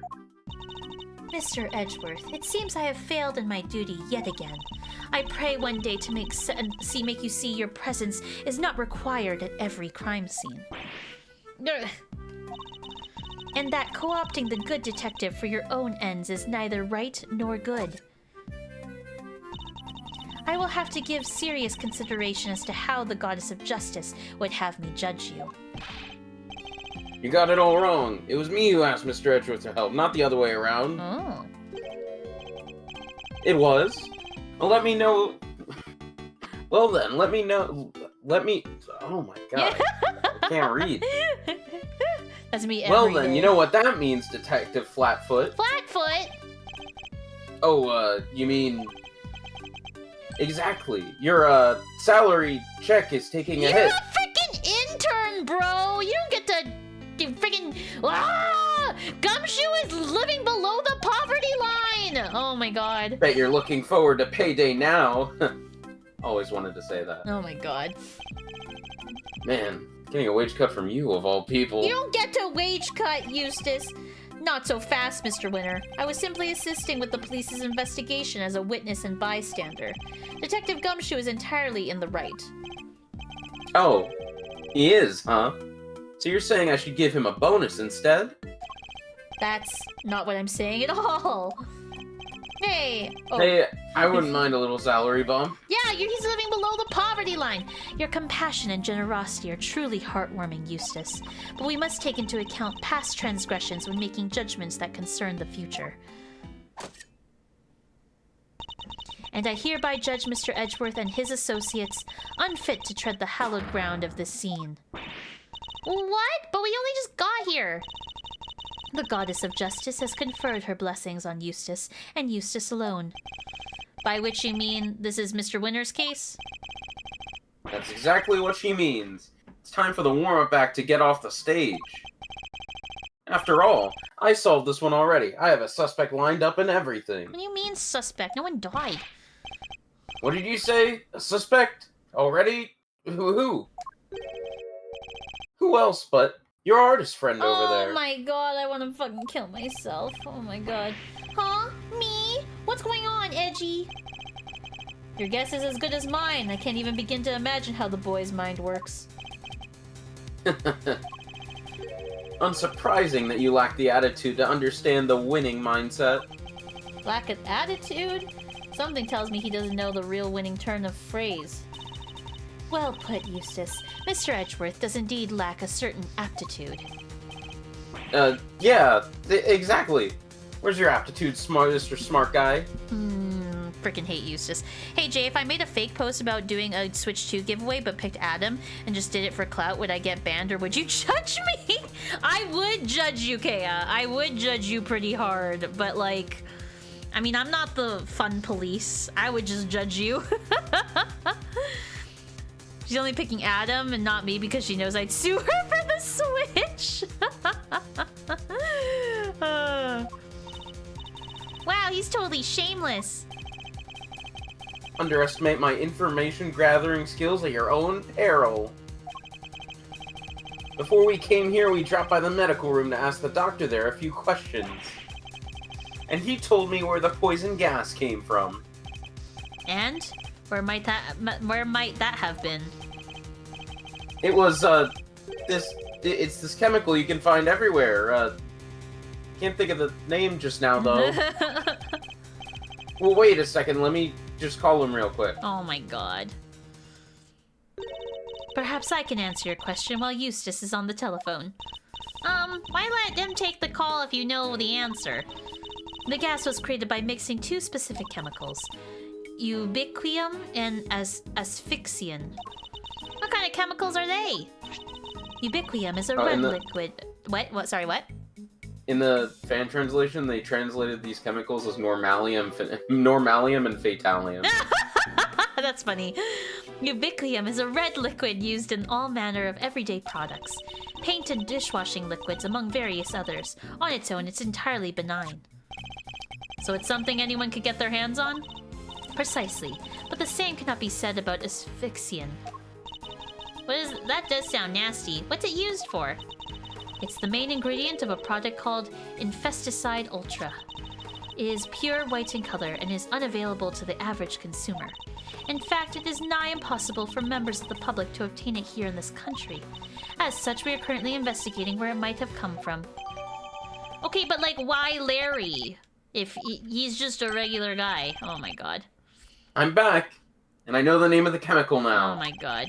Don't waste your breath. Judge Gavel informed us already. Huh? Oh, great. That'll make this quicker, I guess. Oh my god.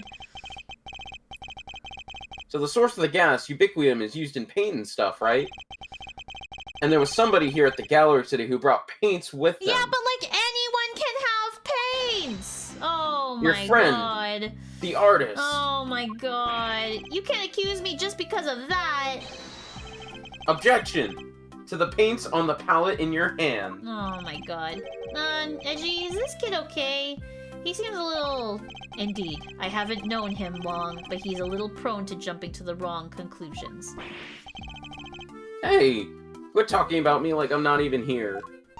Ignore them, Eustace. They're simply intimidated by you, nothing more. Okay, this is why I can't take Gavel seriously. Like, I know she's supposed to be, like, Edgeworth's boss. Like, she's supposed to be, like, this very smart lady. But, like, her, like, egging Eustace on like this makes me think that she's actually the stupidest person in the room. Like, there's Eustace, who is pretty freaking stupid, right? But, like, he's unaware of his stupidness, right? There's, like, you know, like, he's stupid, but, like, he doesn't realize he's stupid. Gavel's a smart lady, but the fact that she eggs Eustace on like this makes me think that she's stupid because she's purposefully stupid. Like, she's on purpose being stupid, and that's a whole other level of stupid that I just cannot comprehend. Oh my god. Why not give them yet another reason to fear you with one of your winning deductions? Winning? Yeah, good idea. Get a load of this, losers. Oh my god. Oh my god. Frick my life. Winner's winning deduction. Our friend the artist here won the race to find the victim, and was first on the scene, correct? And the gas the victim was poisoned with is made from ubiquium, which, as we know, is found in paint. He was carrying paint on his person. He was one winning stride away from the victim. Which surely makes him the winner on our list of suspects. That is literally the... Ugh. Right, Gavel? You think so too, right? Is a possibility that certainly can't be discounted. Well, would the artist like to share his version of events? Did you leave red paint at the scene of the crime? Or something more sinister, the catalyst for a cloud of toxic gas, perhaps? I think I might have left my heart there, you know, and you might have picked it up. I would be careful what you say to me. My Gavel is already primed to deliver a guilty... Larry! Why would you hit on the lady that's trying to put you in jail? Oh my god. And then Larry is just like above all of them in terms of stupidity. Oh my god. Ignore him, please, Your Honor. It's for the best. Quit stalling. You can't run away from the fact that my reasoning is flawless. So admit defeat and crawl out on here with your tail between your legs, because I win. You're right, Kava. You're so right. Huh, I have better things to do than pick holes in your faulty logic. But I don't suppose I have much choice. Alright. We'll press everything. I hate this Larry, fellas. Okay. I'll be the first to admit that he's something of a suspicious character. First to admit? Are you trying to beat me to it? But you can't, because I'm the winner. I'm first rate, always. Oh my god. I'm the first-rate artist, you say? Larry, I don't need you to make any more convoluted than it already is. Please, Mr. Winner, just continue. Alright, let's press this one. Press. We do indeed. It seems it's found in a number of everyday products. Right, which makes your friend's paint pretty darn suspicious. But isn't it also found in a bunch of other stuff, too? She's a winning point, I guess. Right, Gavel? I suppose she does. As I said, ubiquium is also found in dishwashing liquids, among other things. In other words, paint isn't the only possible explanation. No, but just listen to the rest of my amazing deduction, will you? Oh my god. OJ, I'll be getting sketches of— Oh, that's exciting, Kava! Ooh! That's super exciting. It's by no means certain that paint was the source of the poison gas. Huh. Well, it's by no means certain that it wasn't either. Well, is that supposed to sound clever? Copying Mr. Edgeworth's speaking style isn't a shortcut to looking cool, you know. Huh, you make it sound as if you think there's something wrong with how I speak. Anyway, to bring it all home, my winning deduction shows he had paint, and he was closest to the victim. Okay, press. That's really all you're basing your suspicion on, Mr. Butts on? What? You have a problem with that? Then show me proof, loser. Put up or shut up. Oh my god. He's literally asking for it, Mr. Edgeworth. He is. So let's find the right piece of evidence and really give it to him. We know that Mr. Winner isn't much of a listener. And we also know that his reasoning is likely to be based off flawed assumption. Yeah, he even phoned the other guy and he still got it wrong somehow. Let's get this over with as quickly as we can. It's a waste of all of our time. Okay. Which surely makes him the winner on our list of... I wonder if it's this. He was carrying paint on... wait, what do we have for evidence?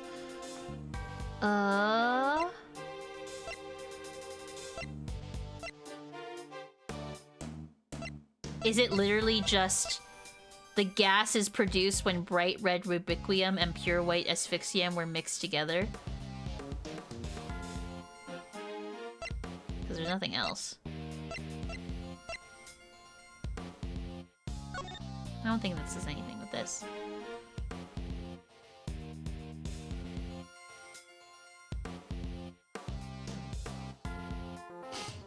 Wait, Samson was found guilty as its main perpetrator and subsequently imprisoned. Oh my god, Samson was guilty! No, that makes me sad.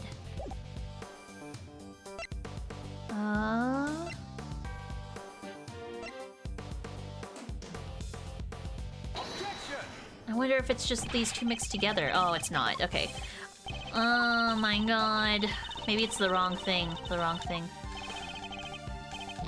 Oh my god.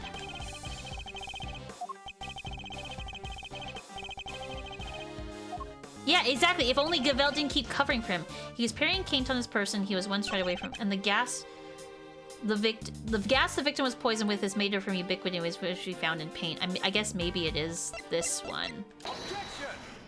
There we go. Okay. Right evidence, wrong thing. Your deductions are anything but winning, I'm afraid, unless you're looking for a prize to win for incoherence. Huh. So you agree that I deserve a prize? What you deserve is to be set right. The gas came from within the case contained in the sculpture of Pisces. It did, and it was created by the artist guy. With the red paint that we know is full of ubiquium. Allow me to offer you a bit of advice, one prosecutor to another. It always helps to listen carefully to others. The gas is created when ubiquium is mixed with another substance, asphyxian. Paint containing ubiquium alone wouldn't create any kind of gas at all. It wouldn't? I thought they said that the guy was asphyxiated with ubiquium. Oh my god. So you're telling me all this was based off of a mishearing of the forensics report? Yeah. The gas had already done its work by the time Mr. Butts found the victim. Perhaps it's your own aptitude you should be worrying about. My aptitude? What does that even mean? Oh my god. You literally just used the word 5 minutes ago. It means one's ability, or how suited one is to a particular task, Eustace. And attitude, the other word you misused only minutes ago as well, is another thing entirely. I get what you're doing. You're making fun of me again. What I am doing is demonstrating that you do not have the aptitude required to head up this investigation. Before you go any further, you might wish to consider some of the flaws in your own statements. And what flaws might those be? Firstly, you cannot prove your artist friend did not enter the Autumn Wing. And secondly, you cannot prove that the red paint did not have something to do with the crime. But the paint isn't important on its own, surely? What's important is the combination of the red ubiquium with white asphyxian. How exactly were those two substances introduced to one another? Surely we need to figure out that before anything else? Indeed we do. And that is what Eustace will be investigating next. Or what he would already be investigating had you not been here making You were the one! Oh my... Matt, I am freaking losing my mind here. This is so frustrating! It's so frustrating. Oh my god. We are not here to make trouble. Quite the opposite, in fact. We're here to help. Are you saying you know how the gas was made? I don't believe you. I can certainly point towards the vital clue as to how it was done. He is bluffing, Eustace. Ignore him. It's fine, Gavel. He's clearly lying. Might as well get him to talk himself even further into a corner. If you are sure. Come on, then. Show me what you've got. What shows how the gas was created, huh? I want to say it's this. The used blowtorch. Because it's not the curtain. That doesn't make sense. It's not the pamphlet. It's not the photo. It's not the IS incident. It's not... Wait, what is this? Let me see.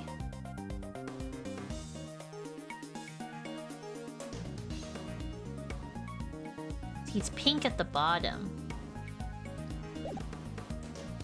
Wait.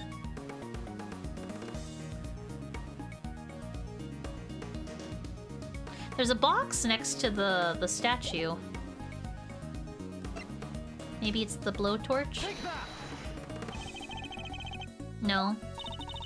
Okay. It's not that. Okay. Why is Eustace moving? Why is he... Okay.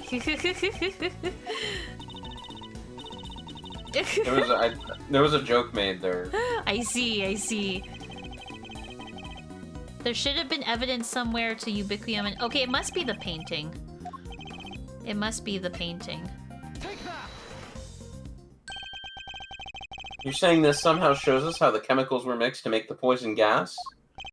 Heh, that's exactly what I'm saying, yes. Thank you for noticing. Well, they do say I have a good eye. The red tears Mr. Butts saw, that was the ubiquium. Wait a second. You're saying the statue cried that stuff out? What, so our culprit is some kind of evil spirit? How much time am I going to have to waste talking him through this step by step? The red tears alone would not have been enough to create the gas. They must have been mixed with something else inside that case. What? And what evidence do you have that that's what happened? I mean, is a painting going to be admissible in court? The evidence I have here is the sketch that I showed you.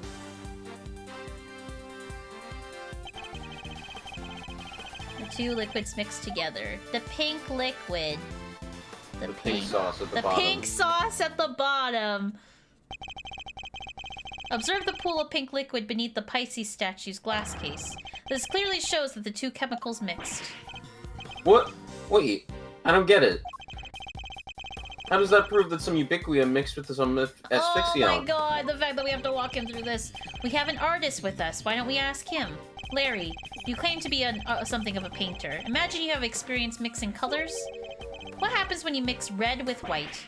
Don't treat me like a dumb Edgy. I did graduate from junior high, you know. Any idiot knows that red and white makes pink. I mean, there's variations. You got your rose pinks and your baby pinks. That'll be more than enough. Thank you.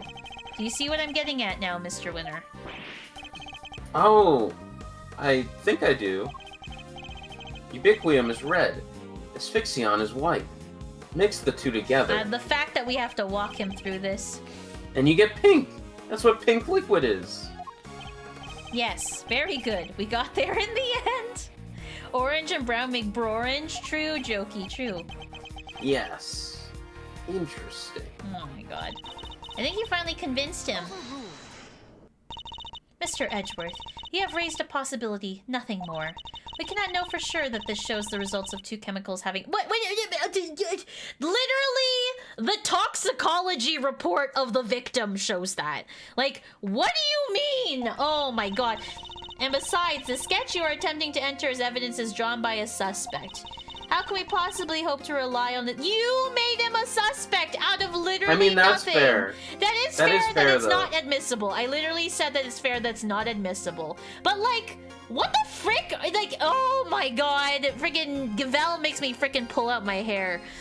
Hi, Bioshock. How are you? That's a good emote, 7. I love Tetrium's emotes. Gaslight, Geep Cavell, exactly. Hey, I drew everything exactly as I saw it. A true artist never lies on embellishments the truth. Forgive me, but I did not ask for your opinion. Oof, she's a cold one, but I like it. You may rest assured, Your Honor, that I mean to prove my theory to all our satisfaction. It may not be wise to jeopardize your position any further, Mr. Edgeworth, especially as there is another question to which you have yet to provide a satisfactory answer. How do you prove that this man did not enter the Autumn Wing? Until you are able to, there's little more to discuss. Wait, maybe the victim could help us out with that. Mr. Gusto? He is still unconscious and is in critical condition. He is? Oh.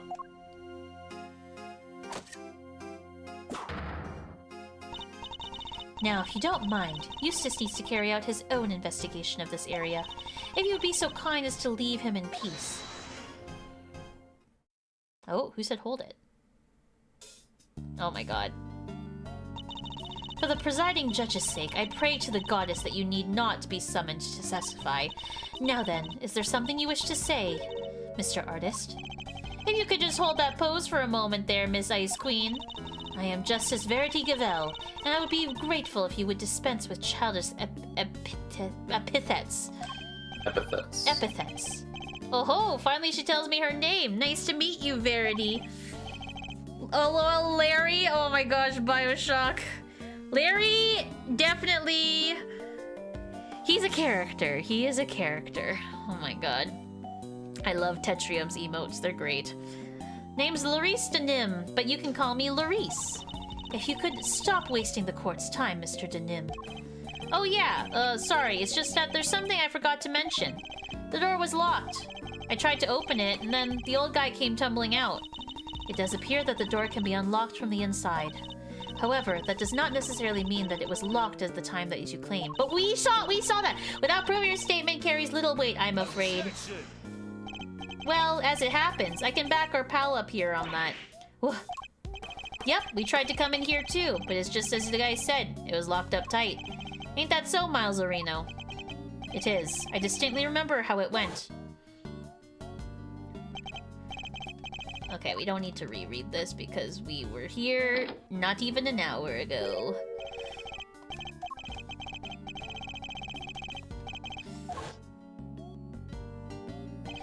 Prior to the incident with the gas, it was not possible to enter this room from the outside. And what is to say that your suspicious friend was not in here with the victim the entire time? The fact that he didn't suffer the ill effects of the gas. Search him for the gas mask if you like. I doubt you'll find one. I see. Then I suppose we'll have to take you at your collective word. That was a little too easy. What do you mean it's a little too easy? Gavel would be really freaking stupid if, like, oh my god. Well, Judge Gavel, do you accept that Mr. Butts is no longer a viable suspect? And that, once again, Mr. Winter's deductions have fallen short of the mark. What are you talking about? I just need some more information, that's all. You can't blame a guy for being a little hasty with his deduction. But you almost put an innocent guy in jail because of it. So yeah, we can blame you, Eustace. You know, it's not cool for a prosecutor to be saying stuff like that, right? Yeah, Kay, you tell him. Very well, then perhaps you should call our next suspect. Mr. Denim, you may step down from the stand. Huh? You mean? But I was enjoying our time together, Verity. Let me stick around, please. Overruled. Show no mercy. Squish my heart into a goopy mush. I love it. But you have a girlfriend, Larry! Oh my god. Who exactly is this next suspect? The pharmacist Delicascone. Your artist friend may have struggled to lay his hands on a bottle of Infesticide Ultra. But someone in her line of work would surely have a better idea where such thing might be acquired. The court hereby calls for a 10-minute recess. Eustace, we will go and fetch the suspect. Your winning smile will bring her running, I am sure. My winning? Of course. Gavel, let's go get her at once. Hey, Detective Flatfoot, you carry on investigating while I'm gone, okay? Sure. Aw, Gumshoe. Gummy. It's possible. Could Judge Gavel have suspected Miss Scone from the start? Now that you mention it, she wasn't helping Mr. Winter like she usually does. No, she was very much helping Mr. Winter more than she usually does, I would argue. What's exactly your angle here, Judge Gavel? Oh my god. Ooh. Is that the end of a... Oh, it's the end of a thing. Save your progress. Yes. Alright. Cool. Theories now. Theories chat.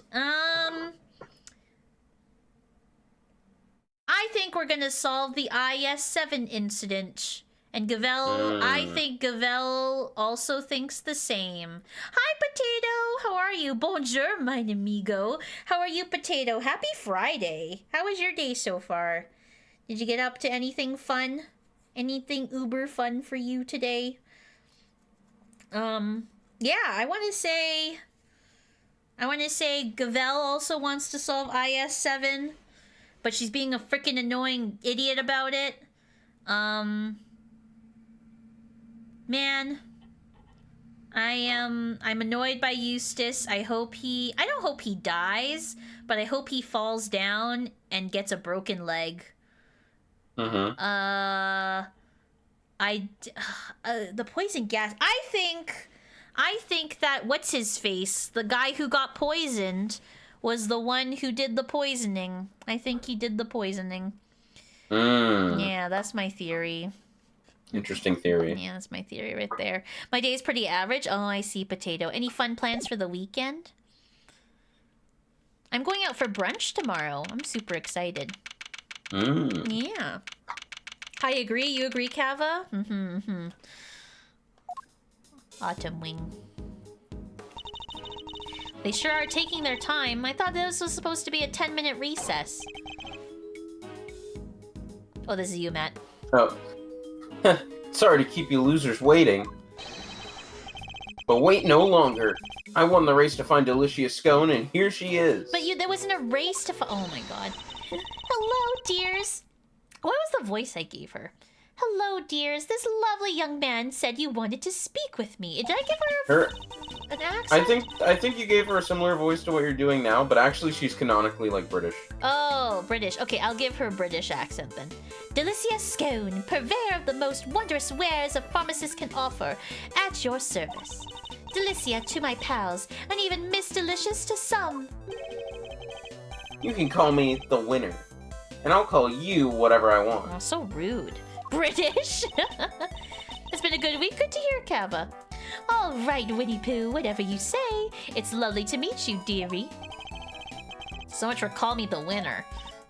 Oh, have we met before, young man? Heh hello to this, Delicia. That's Miles Edgeworth, Gregory's son. Well, I never. It's a pleasure to meet you, Milesy Smiles. You must address me by my given name. Just Miles will do. Me and British people. Oh ho ho, Greggy Peglegs boy. And all grown up too. Make me feel my age, why don't you? I wonder just how old she is. Eustace, I believe we have some questions for our pharmacist. Oh yeah. What brings you to the gallery today, Miss Scone? Why, I came to see dear old Moody Judy, of course. We've been fast friends for 18 long years, and no one's going to stop me visiting her now. I understand that you helped look after Mr. Gusto in an immediate aftermath of the attack. Oh, I didn't do much, really. Just whipped up a quick antidote for the dear old doctor. Wow, you can make an antidote just like that? Oh, yes, dear. As long as I have the right ingredients, I can throw together just about any medicine you like. It certainly helped that the medical room was well equipped enough. We were much better off treating him here than losing vital minutes taking him to the hospital. Anyway, we did what we could. The rest, well, that's up to him. And you do know the victim, Miss Delicious. Oh, yes. Well, sort of. It's been 18 years since I last saw him. Apparently, he's famous these days. One of the best confectioners in the world. Or so they say. Interesting. So he's a well-known public figure? Oh, yes, dear. He was on the news and everything. Confectioner, crafting king of the world, they said. Oh, interesting. He became famous after... Okay. Wow, so the old dog really went to Zhangfa and upped his game, just like he said he would. Perhaps if we could proceed to the matter at hand, Miss Scone. Are you familiar with a substance known as Infesticide Ultra? Of course, dear. You use it well, get rid of you-know-whats. Oh, it's awfully strong, though. That's why they don't sell it in the shops. Might I ask what you mean by you-know-whats? The little blighters that frighten the life out of the poor, innocent ladies like yours truly, that's what. Ghastly little creatures running around people's nice, clean kitchens and terrorizing them. Oh, I get it. Those. Thank you, Miss Scone. One more question, if you don't mind. Are you aware of what happens when the chemicals asphyxian and ubiquium are combined? Oh, yes? It's right there in the Infesticide Ultra's instructions. Do not mix with products containing ubiquium, ever. Because if you do, they react with each other and make a horrible poisonous gas. What was it again? Effects of inhalation include respiratory complications and, well, death. And of course, old Gusty nearly didn't make it. To make that much gas, you need, probably 500 milliliters each chemical, I'd say. She certainly talks like a skilled pharmacist. Ubiquium's awfully thick and sticky, and it heats up very quickly indeed. It also brings a bright red and smells minty fresh. Oh, and cheap as chips. That's why they use it in everything. Asphyxian's more watery, and it's white in color. That will do. Thank you. You are clearly well informed, Miss Scone. Well, I should be, dearie. After all, Infesticide Ultra is made by the company I work for. Oh, but before you get the wrong idea, they don't go handing around free samples. As I say, it's awfully terribly dangerous. You wouldn't buy it even if you wanted to. Yes, Miss Scone. Very interesting indeed. I think that tells us all we need to know. Strange, I thought she suspected Miss Scone. But something in that smile makes me wonder if she has some other angle in mind.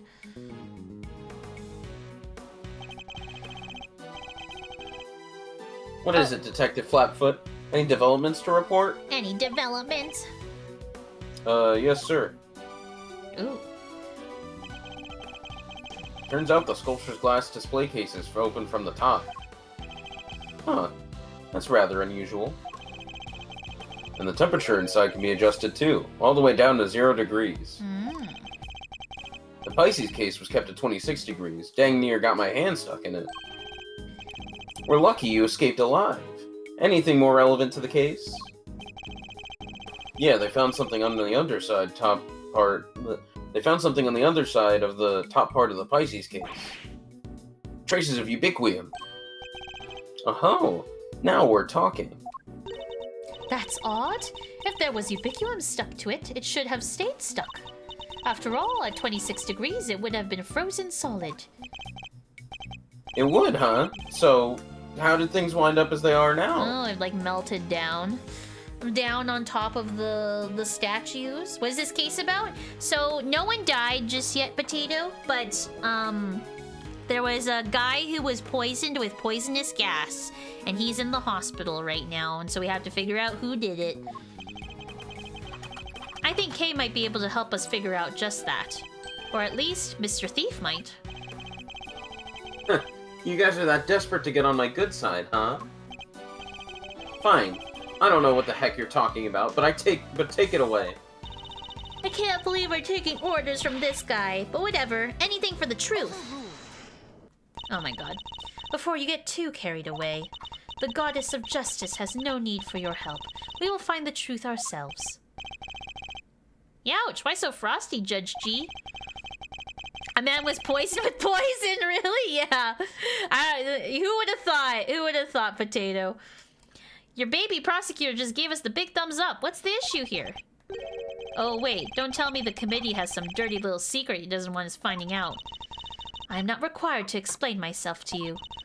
But if you feel you absolutely must participate in the investigation, perhaps you can prove to me that will be worth our while to keep you around. What exactly does she have in mind here? Who triggered the release of the poison gas? If you can answer this question, I will consent to your participation in the investigation. You're the lady, Smiles. Somebody opened the Pisces case and let out that gas. Considering what we learned so far, there's only one person it could possibly be, no? Yes, the answer is indisputable. It's the chef guy. In that case, please kindly provide it now. Who released the poison gas? Where is he? This guy. Take that! Larry! It's not Larry! The victim, Carmelo Gusto, is the only person to have entered the Autumn Wing. Thus, only he could have opened the case. Correct. It appears the only logical answer. Very well, I will permit your participation in this investigation to continue. However, if at any point you feel you are contributing nothing of value, you will be removed. Understood. Even if Mr. Gusto did open the case, we still have no idea why. I kinda don't like how Larry is default not guilty too. 7, but like...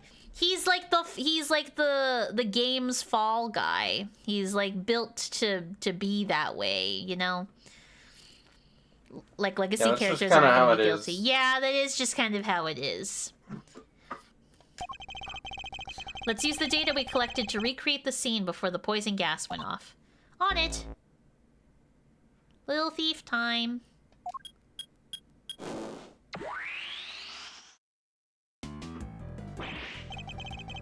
Ugh, don't scare me like that. So this is what you were talking about, your Mr. Thief.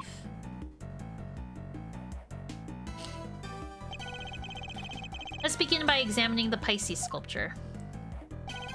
There's a generous amount of ubiquium frozen to the underside of the top part of the case. Yeah, which is what's keeping that lid on real tight. The actual glass... Oh, that's you. Wait. The actual glass lid is all cracked, though. Somebody really went to town in your little house there, huh, Pisces? And do we have any idea how the glass lid might have come to be so cracked?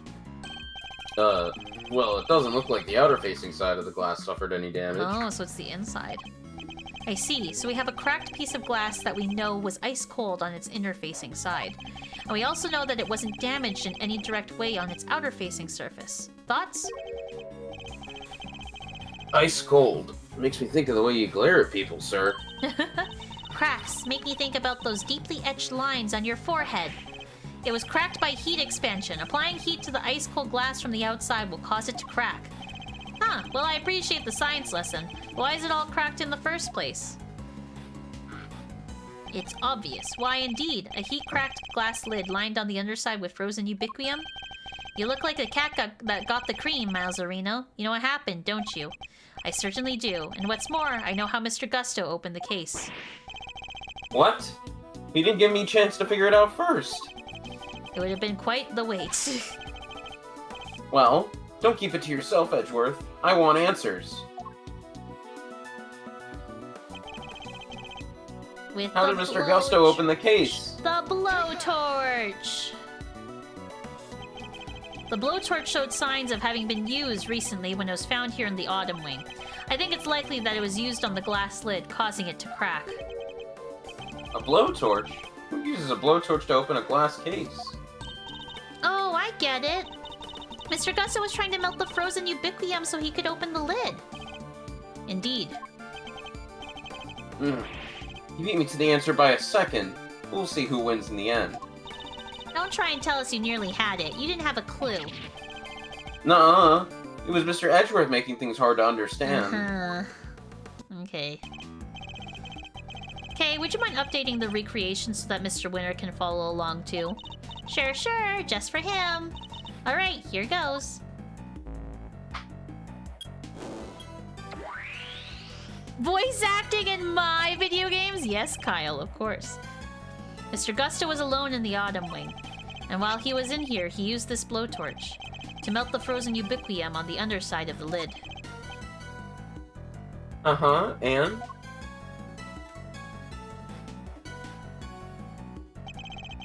As the ubiquium melted, it mixed with the asphyxiant that was already present inside the glass case, and thereby producing our poisonous gas. When Mr. Gusto had finally managed to open the lid, he would have released the gas and poisoned himself.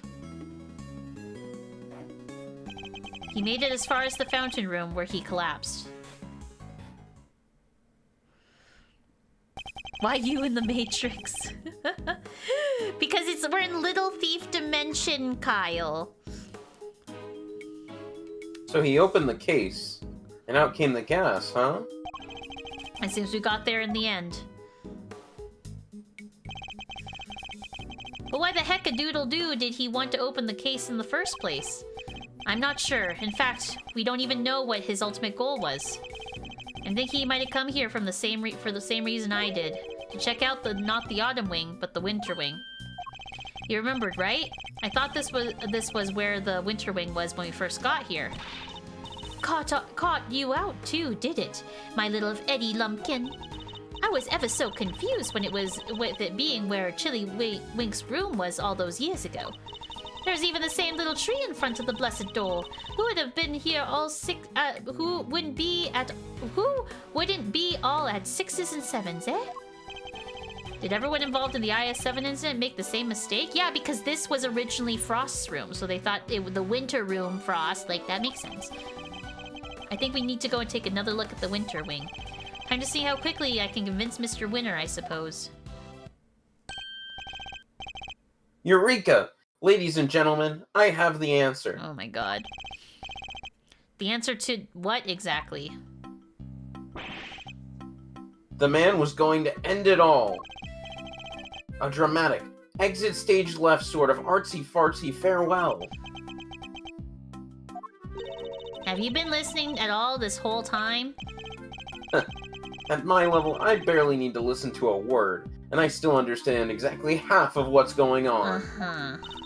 Perhaps I can explain a few of the finer details to you later, Eustace. Winner's prerogative. Winners? Sure, thanks, Gavel. Oh my god. Thank you, indeed. I find it's always best to leave things like child wrangling to a professional. Same, Kyle! I want to punch him so bad! In the meantime, why don't you have something to tell Mr. Edgeworth and his friends? Oh, yeah. I totally forgot. What is it now? I took the liberty of investigating our friendly pink pharmacist here. Or rather, I had one of my underlings do it for me. Underlings, oh my god. That's nothing to brag about, you know. Shut up. Can't you see that I'm talking? Anyway, let's put a pin in my suicide theory for now. Yeah. I have something more important to tell you. It was Miss Delicious who set up the poison gas trap. How could you say that? I was greatly saddened to learn of this, Miss Scone. Your profession is one dedicated to saving lives, and yet you used your expertise to try and take one.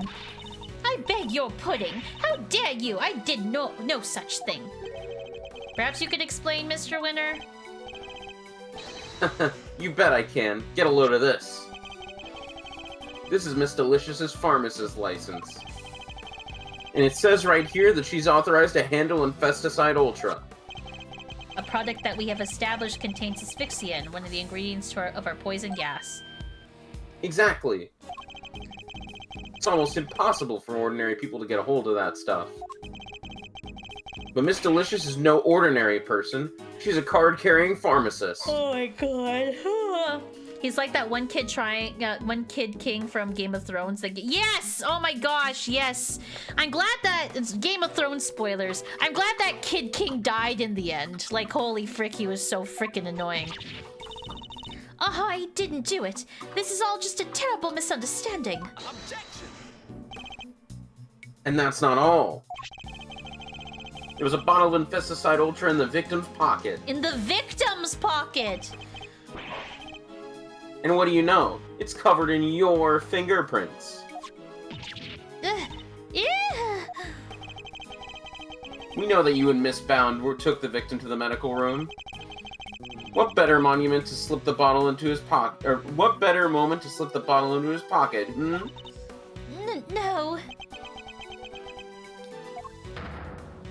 He deserved a worse death, IMO. I agree. There's only one person on the premises licensed to carry Infesticide Ultra, and that would be you, Miss Scone. Furthermore, you are acquainted with Miss Bound, the owner of the gallery, meaning you would have had access to the building and ample opportunity to prepare your trap. No, dear, listen, you don't understand. That Infesticide Ultra was stolen from me. Lying will only lengthen your sentence, Miss Scone.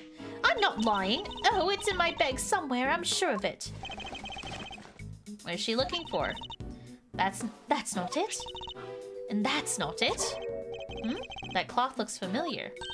Ah, here we go. I knew it was in here somewhere. Look. And what is this? There's something written on it, I think. April 1st, complaint filed. Offense, theft. Item stolen, Infesticide Ultra, 1 bottle. It's a crime report relating to a theft. A what? See, you silly billies. I told you somebody pinched it off of me a week ago, no less. By which you mean to say that it was not in your possession at any point today? That's exactly what I mean to say. I think the bottle you found might be the one I lost. I was always have some in my medicine bag, just in case, you know. And I'm supposed to keep my bag locked up tight, but, well, I'd forget my head if it wasn't screwed on. And now, thanks to silly old me, someone's gone and mixed up a cloud of poison gas with the stuff.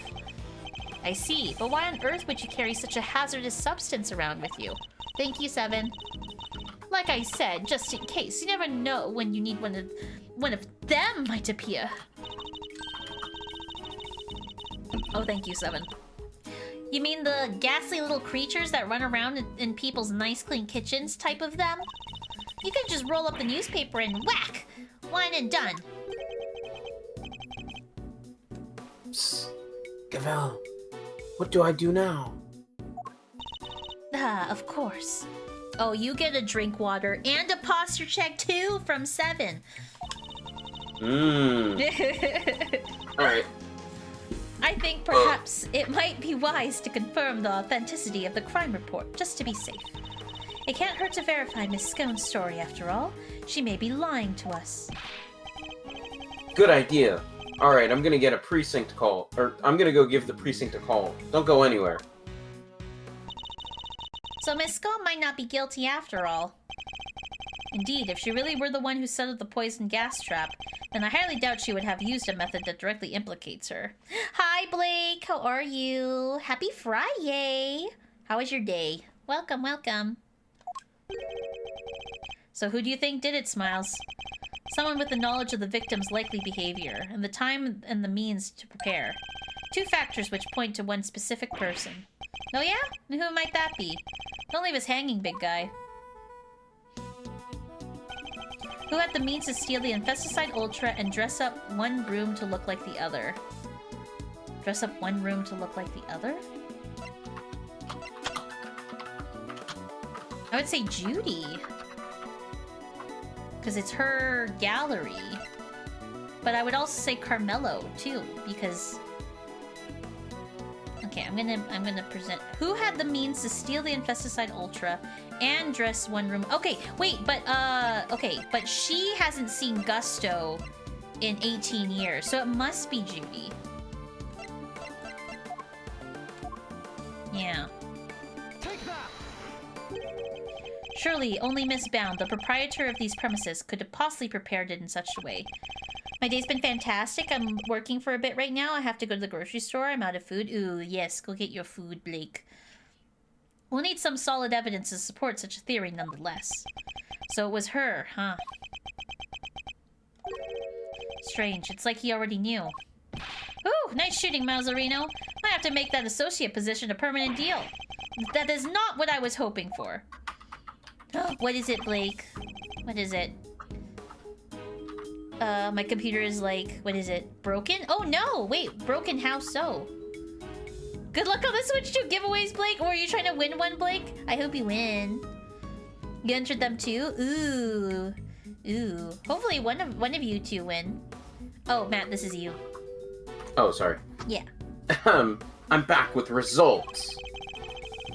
The police have confirmed that the theft really was reported and logged. Oh my god. Which means we may have been a little hasty with some of our conclusions, team. Oh my god, shut up, you mean that every single one of your conclusions is proved to be hogwash? My gosh. Okay, a Switch 2 giveaway. I imagine Adam wins. Blake, how would you feel? That would be... Would you... Yeah, how would you... How would you feel about that, Blake? Imagine it lags so much it moves so slow that it takes 30 seconds to load file. 30 seconds to load file to Explorer? Oh, Blake, you're in trouble. I just ate some fancy mala instant noodles, and oh my god, I have sweat and tears running down my face. I love that feeling. I love spicy instant noodles. Like, instant noodles, like, when you put an egg on it, like a sunny fried up egg, and, like, you know, the crunchy onion sprinkles that they have sometimes? It's, like, good. Delicious. Like, Bulldog? Bulldog is too spicy for me. I'd be happy for them, Blake. See? Yeah, you gotta have the egg. You gotta have the egg in the instant noodles. That's how you eat it. That's how it makes it good. Oh, wait, that's you. No, I mean, we're only just getting started. Oh, then what's our next move? Well, first we need to go and talk to Miss Bound. And then? And then I'll think about what to do after that. Eustace. Mr. Gusto's real destination appears to have been the Winter Wing. Perhaps it would be worth having someone investigate that room more thoroughly. Oh yeah, we should totally do that. Flatfoot, go investigate the Winter Wing. Yes, sir. He's sad because his salary is so low. It's like $1 an hour. Ugh. Gavel, we're going to talk to Miss Bound. Very good, Eustace. We'll join you if you don't mind.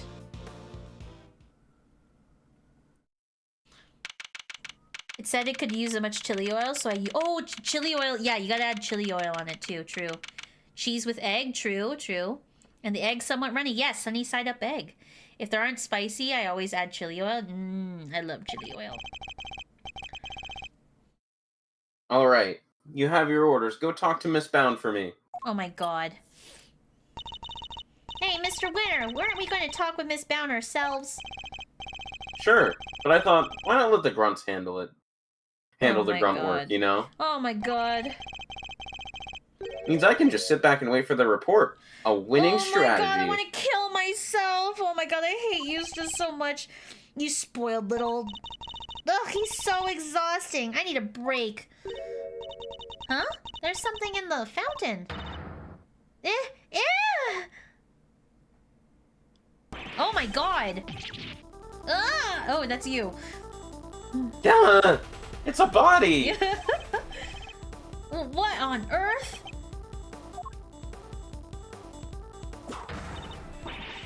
Order in the court. Somebody call forensics.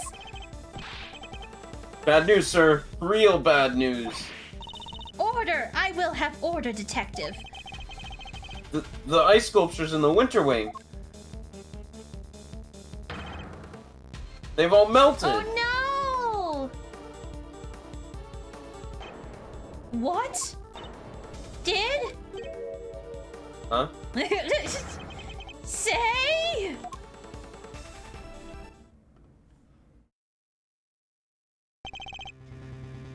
What is the meaning of this?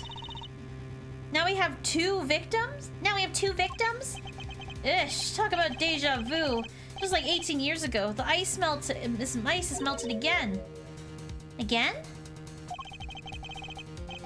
This is some weird rerun. Same people, same everything. I said it before and I'll say it again. This is no coinky dink. You're with me, right, Miles Orino? This is so interesting. Very, very interesting. Very interesting, Matt. I'm very interested. It's very interesting. Ruh-roh, Raggy. Ooh, soft-boiled egg. Talking about like the egg you see in ramen. Oh, like not the fully... Oh, okay, yeah, like a soft-boiled egg. Fair enough. I think the answers lie in the IS-7 incident itself. In fact, I'm convinced of it. Heh, great minds think alike. Alrighty then. Time for another drip down memory lane.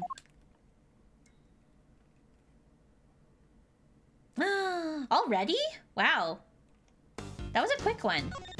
Yeah. Alright. We shall keep going, chat. Ooh, Jollibee for dinner. Ooh.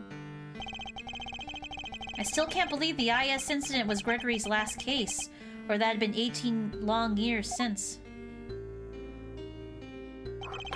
A murder at the confectionery contest, and one of the participants, no less, Artie Frost. They pulled his body out of the treasure chest that was a part of Samson Tangaroa's chocolate tableau. He'd be hit in the head with a large rock salt lamp and subsequently bled to death. We found the lamp hidden inside the candy castle Delicia's scone had made for the contest. But then, before anyone had the chance to investigate Mr. Frost's own room, all of his icy creations had melted clean away. Oh, okay, we're back to... Ooh! Okay, I'm excited. I gotta remember my Gregory voice. You remember it? Okay. I'll try. Okay. Oh, the chicken strips? They're okay. The chicken strips are okay.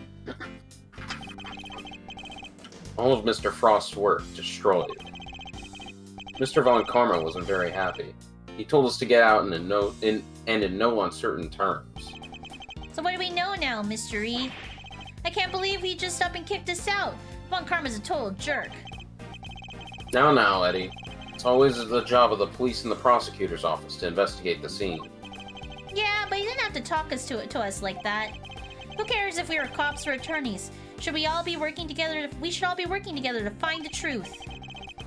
You can't just assume everyone's aims are the same as your own. You may wish to expose the truth, but others might prefer to accept things at face value. Which way of thinking is right will depend on the person. What if somebody innocent ends up behind bars because no one managed to uncover the truth? Yeah, there you go. It can happen. We're all human, police and prosecutors included. Which is why defense attorneys exist. Our job is to help people in such situations. To be friends to the friendless. Friends to the friendless? Now, we may not be able to investigate Mr. Frost's room as hoped, but that doesn't mean we give up. You're right, Mr. E. I'm sorry. I should have thought more before I opened my big mouth. You're young, Eddie. You'll learn soon enough. I will. I promise. Mr. Edgeworth, Mr. Fender, you look like you could use a little pick-me-up. I'm afraid this is all I have, but please, by all means. Whoa, you're the best, Miss Bound. Thank you. A little sugar boost might actually help, although these are a little too sweet for my liking.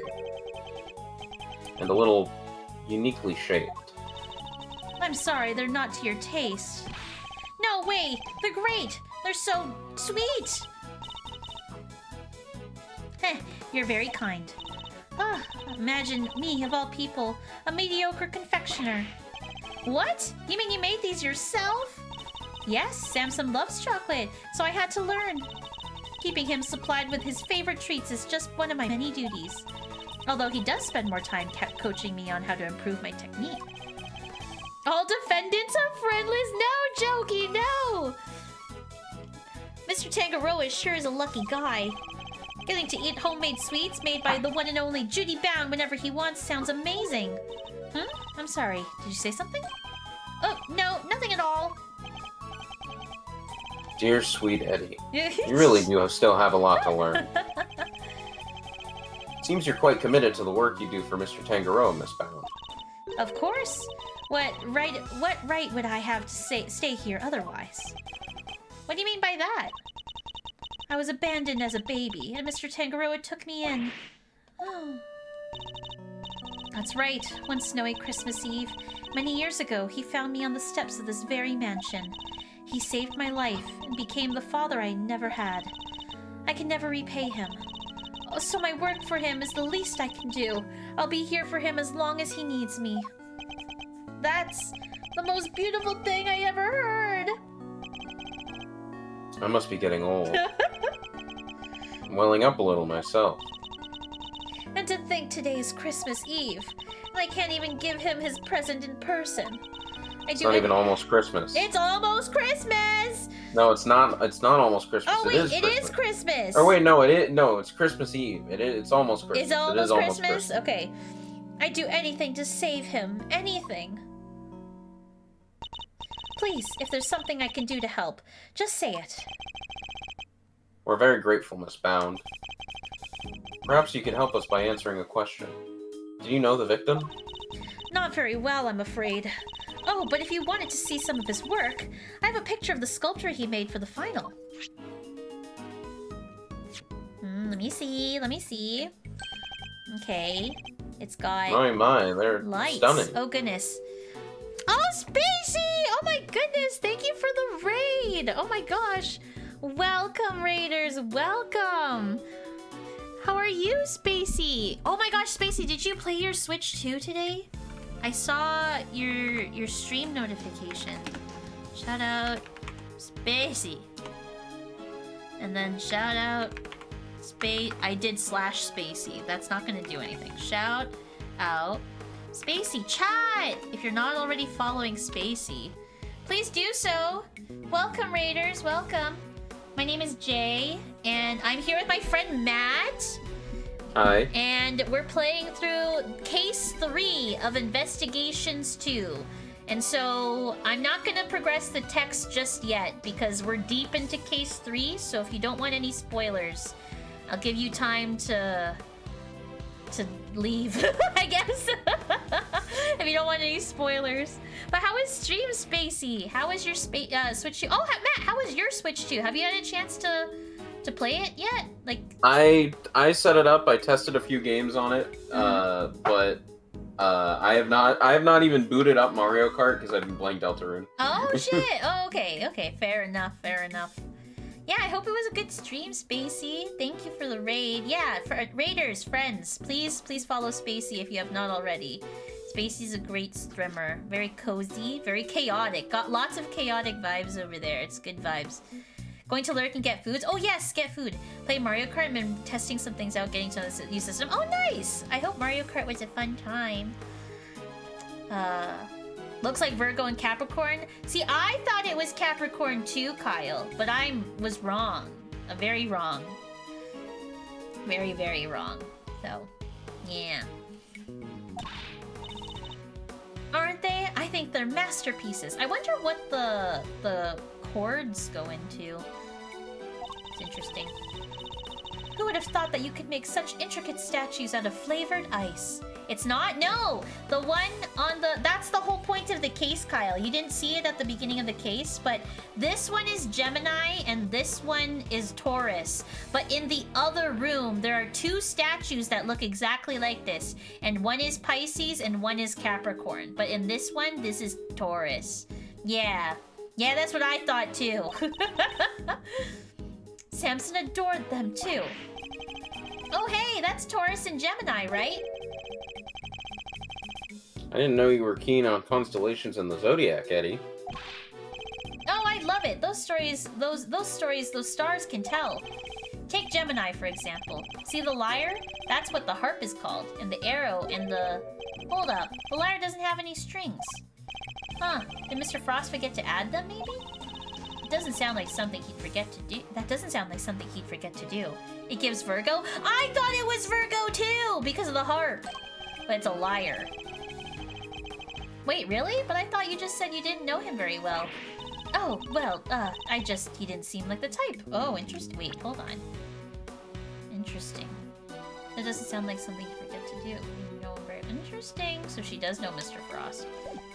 Interesting. Oh, I see, Kyle. I see.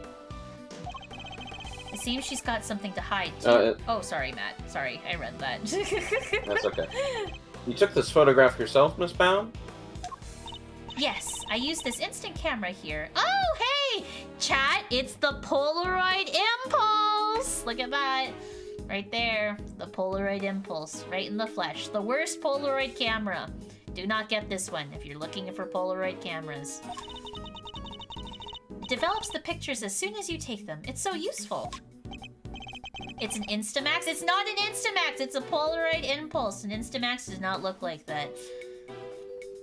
Oh, I'd love to see it in action. Hehe, then why don't we take your picture? Yes, come on, Mr. E, let's... Oh, shit, I pressed A before I got to read all of that. Oopsies. Yes, let's get a shot of both of us. Let's get a shot of both of us, Mr. E. Well, alright then. It'd be a shame to waste a good hair day. Ready? Say cheese! Oh, we don't get to see what the photo looks like? Oh, wait. There, all done. And the picture's yours to keep, Mr. Fender. Oh my gosh, thank you so much! That's such a cool camera!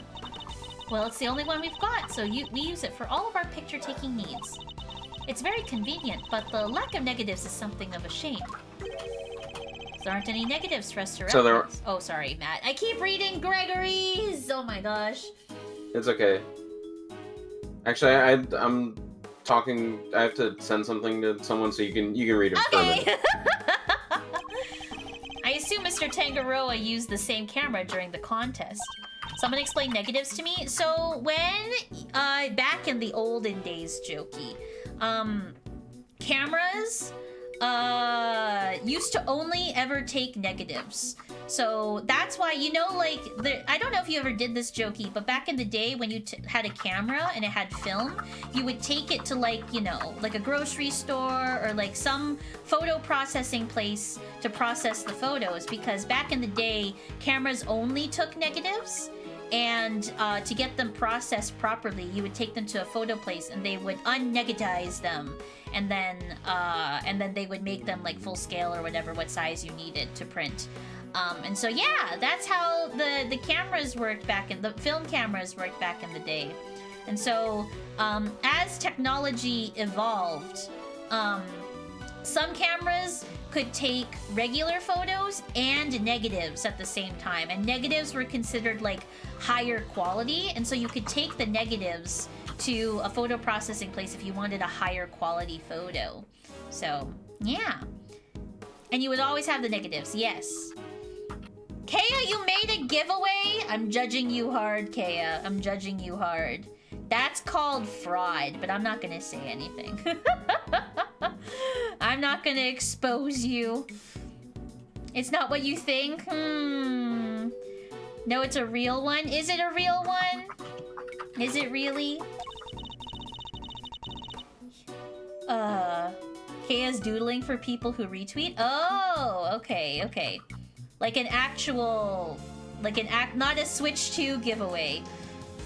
It's not a Switch 2 giveaway. It's a proper giveaway.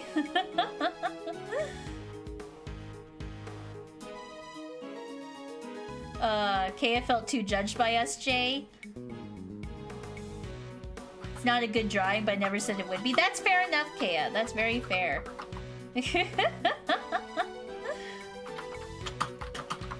Used it for some work in progress pictures of his seascape, and later to take some photos of other contestants' work.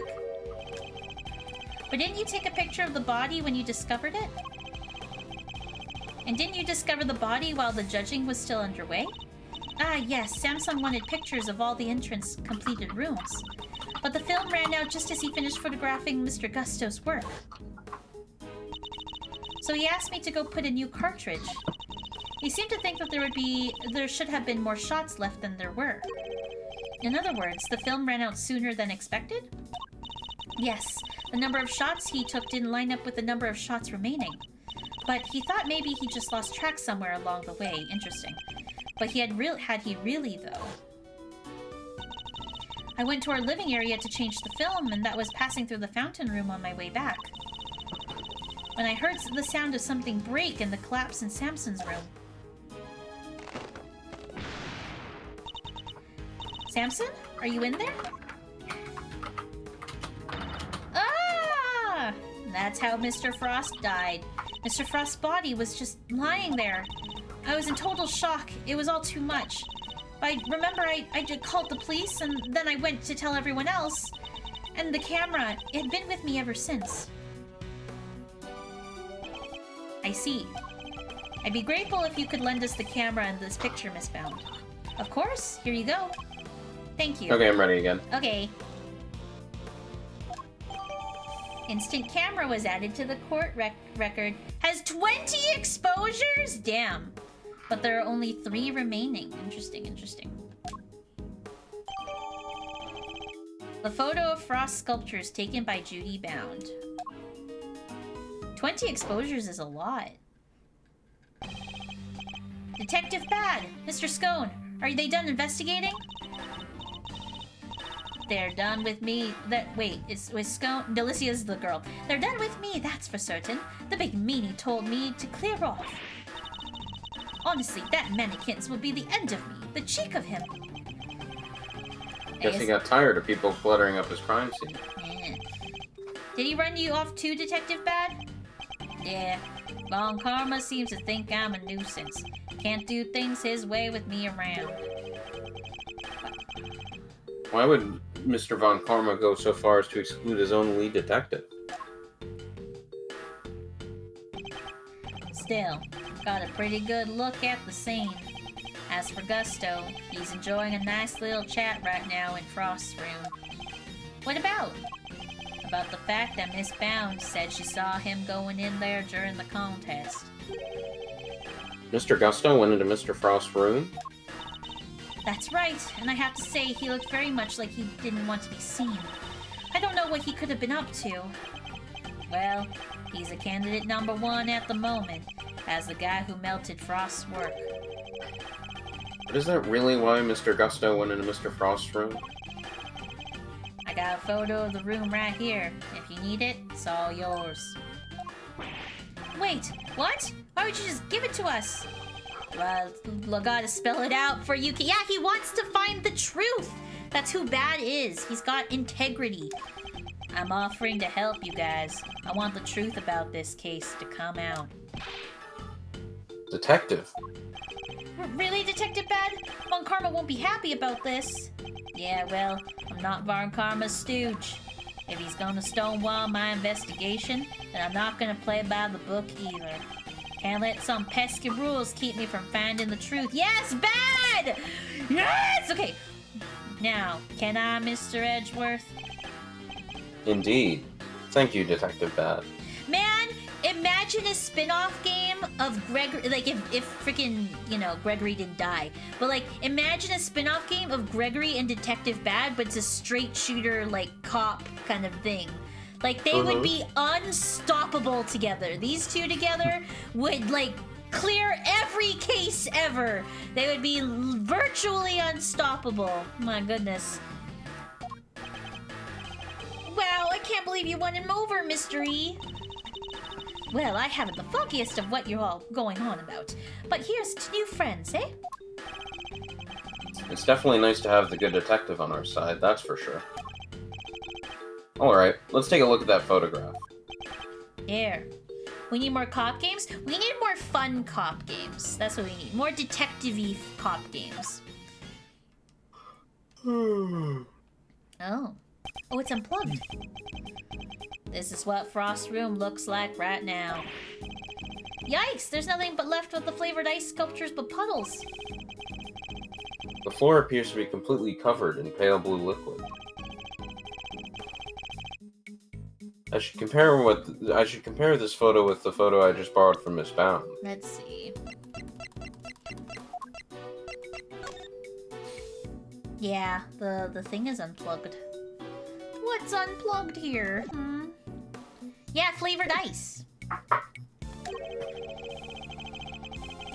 I assume that the unplugged power cord has something to do with all of this. Yeah, once that was out of the socket, the display case has lost power, and up the temperature it went. It looks like they were all connected to the same power strip. You have any idea when it was unplugged? Nope. Still working on that. Those sculptures were beautiful. What a waste. You can say that again. I should have taken a few more bites out of when I when I had the chance.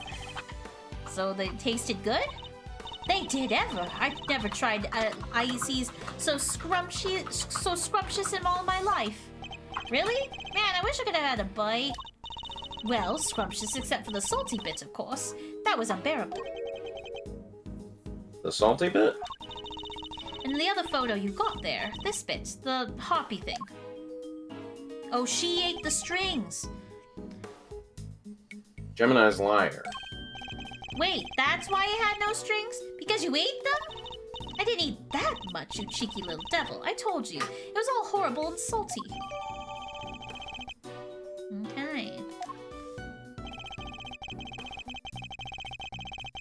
It's interesting that only one particular part of this particular sculpture tasted different from the rest. And could somebody other than Miss Scone really be responsible for eating the rest of the strings? Did you notice anything else, Miss Scone?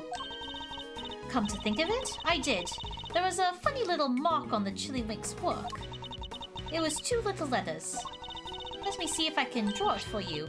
Here you go. Yes, it looked just like that. PH. Anyone named PH? PH.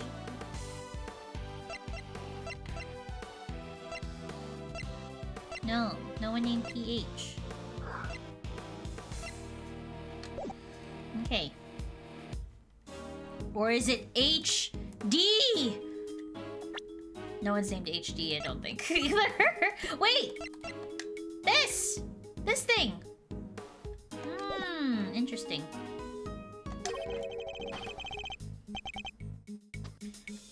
It's almost like a signature or something. Wait.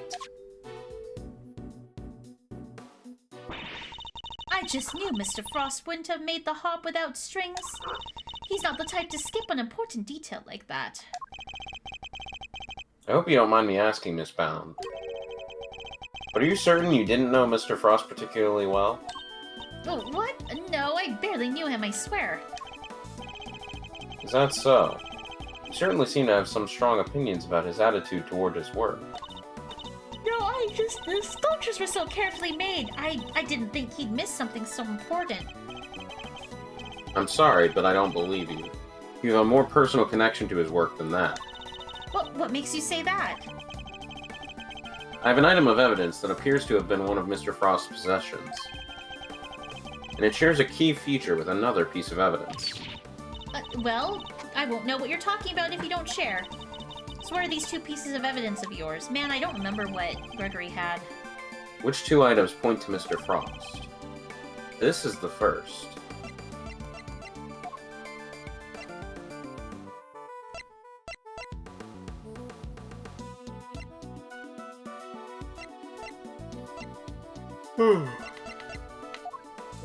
It must be this. No, let me think. Mr. Frost. Maybe it is this? And now the second. Okay, it must be this. Okay, it's not. Okay. Nah! Okay. Miss Bound is especially fond of one of the pieces of evidence we've gathered.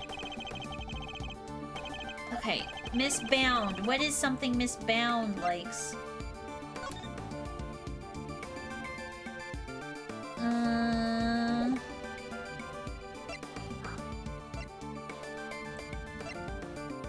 Not this. Oh, handmade by Bound. This one. Yeah, it is the candy. What is the other one? Oh, in the photo? Is there anything here?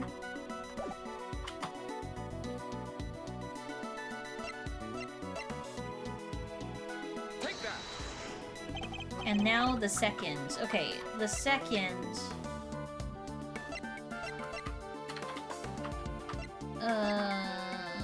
the second chocolate taken into the same... Oh, Paul Halik! A Paul Halik piece with Tangaroa's finger... That's what the PH is. Paul Halik. With Tangaroa's fingerprints on it. Interesting. Okay. What's the second piece of evidence? Taken by Judy? Is it the picture? Take that. No, it's not this. Oh my god. Okay, Matt, I need help. Is it the chocolate? No. No, it Oh, isn't. it's not? What is it?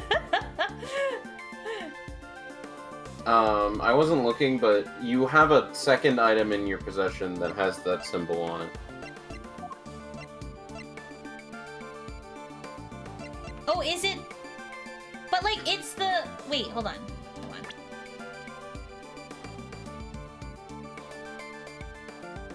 A link between these two... Wait, what is it?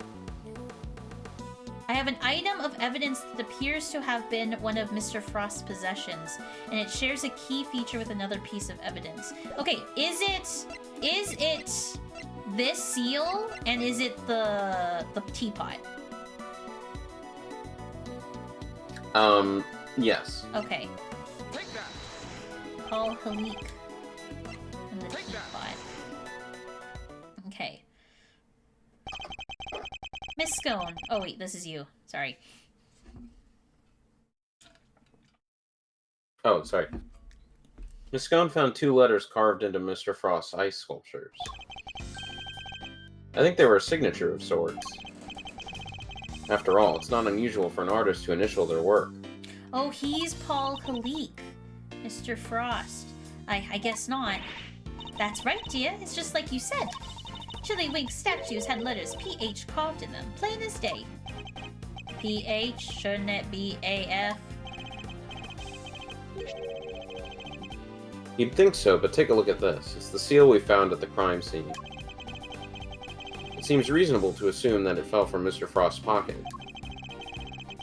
And when pressed into the surface of an item, it would leave behind the letters PH.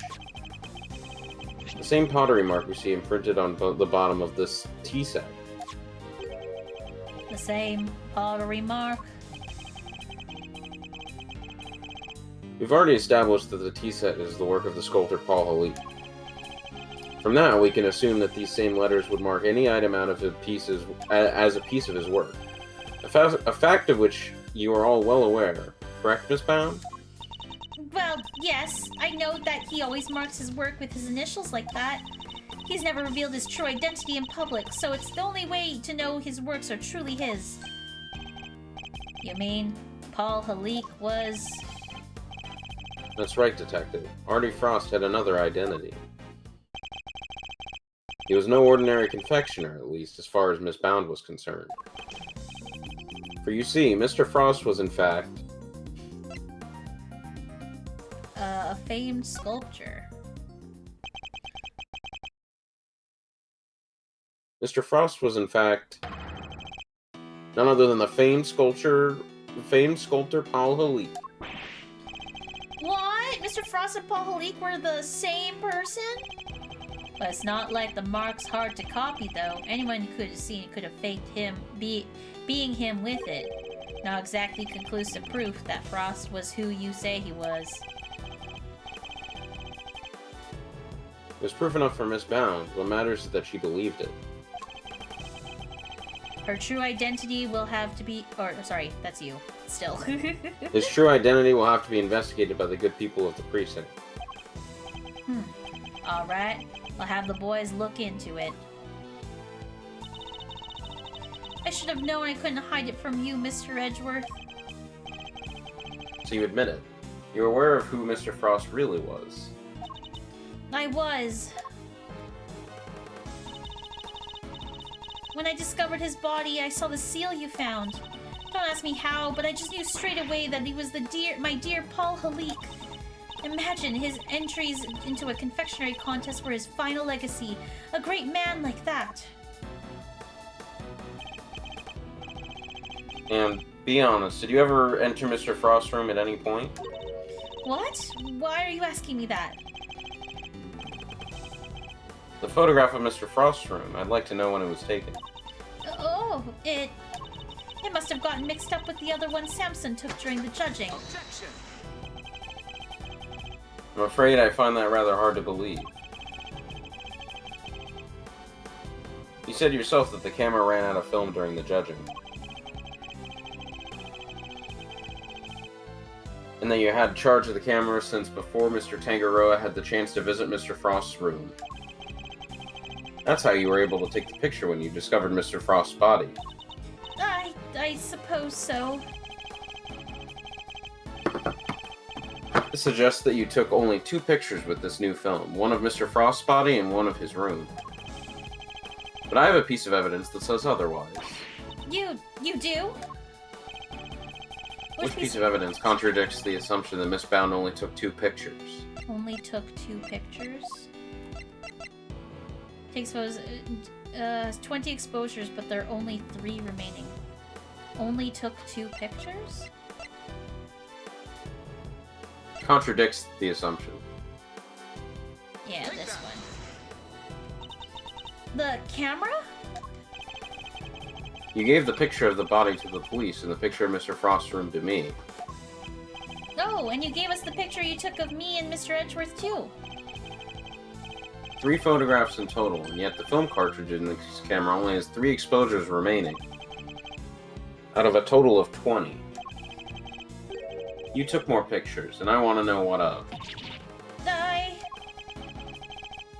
I'll need to see all the photos you took. Perhaps then we'll finally learn what you were really up to. I'm so sorry. I confess. I've been lying to you.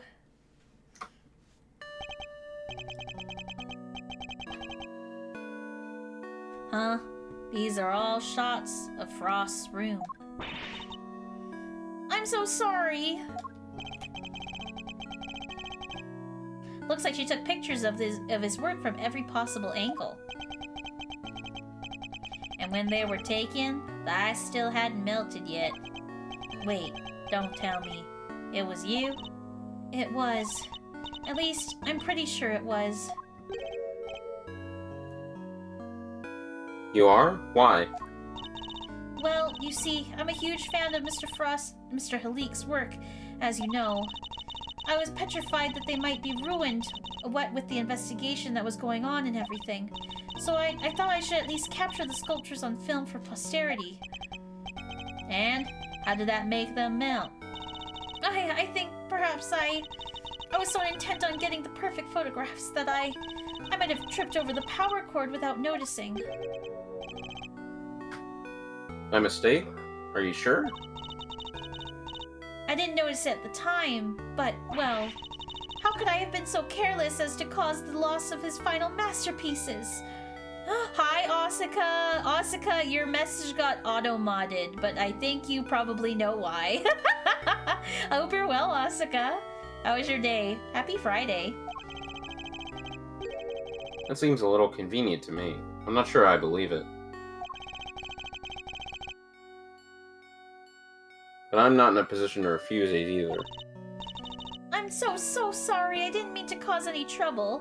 My day was buns. Aw, why's that? Any plans for the weekend, at least?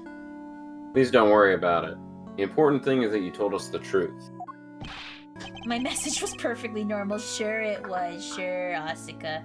When did you change your username? What he said. No hard feelings, Miss Bound. Thank you. Work, work, and more work. Aw, that's lame. On a weekend? Gotta get paid, though. Mr. Edgeworth. Picture's yours. Hope it helps. Okay. I want to see the other pictures. Oh my god, it's this guy! I hate him. Are you infernal nuisances still here? You don't know when to give up. Linger as long as you like. The answer is still the same. You are not part of the investigation. Whether we're a part of it or not, we'll uncover the truth nonetheless. It seems you don't know when to shut up either, but I commend you on your stubbornness. Mr. Von Karma, I'm afraid I'm the one responsible for Mr. Frost's work melting. What? What is the meaning of all of this? I'm so sorry, and to you, Mr. Gusto. No concern of mine. I didn't do anything. And Mr. Von Karma agrees.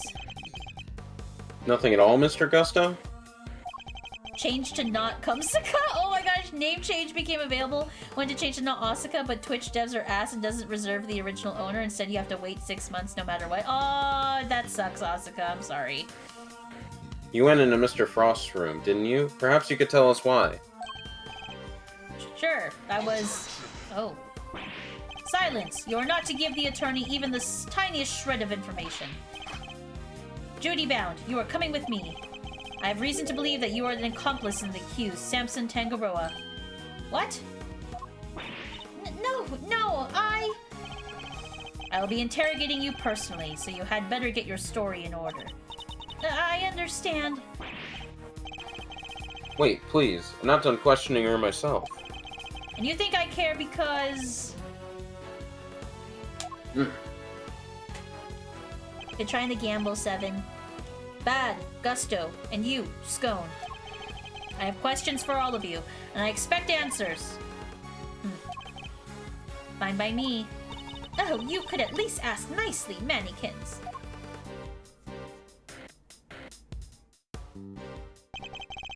You took literally everyone with him. Indeed. Well, I suppose that means there's little point in us hanging around either. Perhaps it's time we get going anyways. It's rather late. I hope the snow is let up. You're right. Home time. I guess my stomach's in agreement, too. Alright, let's go grab a burger, before my own stomach starts grumbling too. Sounds good to me. Let's eat up and rest up. I'll need to be fighting fit for tomorrow. We will indeed, and our first port of call will be with Mr. Tangaroa. To be continued. These are fast. Like the to be continueds are coming fast. Like we got 3 in one stream. All right, I think this is actually. I think this is a good place to end. In the stream. I think this is a good place to wrap it all up. Good try on the gamble, Asuka. Good try. Oh, you know what I gotta do? Because I always forget. I'm gonna close the... Wait, did I save? Did I save the game? Yes, save. Interview with Mr. Tangaroa is next. Okay. I always forget to close the game because I always just forget. Alright, let me switch to this screen. Hi Frisk, how are you? Oh, perfect, like near the end of stream. How are you, Frisk? Happy Friday. Alright, Matt. I don't know who did it anymore. I thought it was Judy, but it seems like Judy didn't do it, so I don't know who did it, and I'm sad. And this is purely based off of vibes. Like, I don't know. I'm confused. Okay, actually, I think the Mr. Gusto is an accomplice. He's too sussy for me.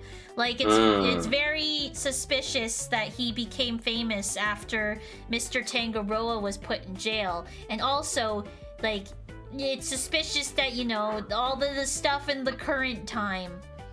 So, like, the stuff on the glass case, him being poisoned, all of that stuff.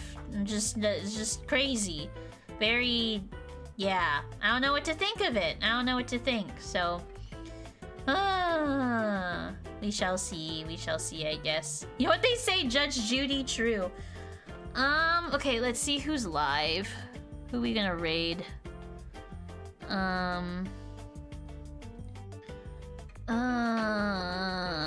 Matt, I guess I can't ask you. What do you think? Because you know what you think. Because you know what happened. So, what do you mean? Like, I was about to ask, like, what are your theories? Yeah. But you know, so, like, there isn't really a point in me asking you, I guess. Thank you, Kava. Thank you. I think we're gonna go raid...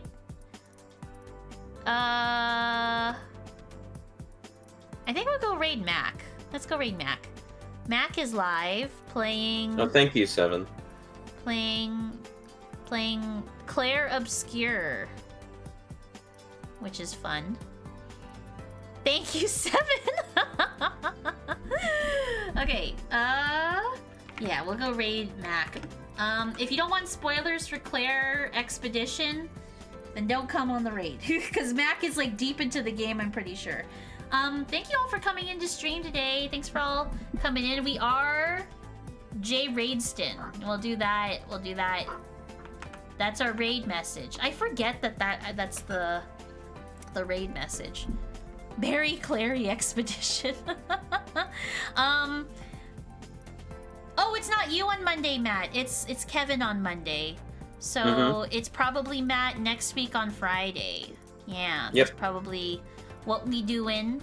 We'll have to raid and run. No worries, Kava, no worries. Thank you all for coming in. Spacey, I know you're lurking, but thank you so much for the raid earlier. I super appreciate it. Yeah, Kevin Monday. Kevin Monday. So yeah, I will see you all then. Have a lovely, whatchamacallit, afternoon, evening, whatever it may be. Any final words, Matt? Any parting words for the chat? Deltarune's pretty good. You should play it. Deltarune is good. Datum, voice. Those are the final words. Oh my god. Yeah, have a good day, chat. Bye. Have a good time in Max Stream. Bye. Bye.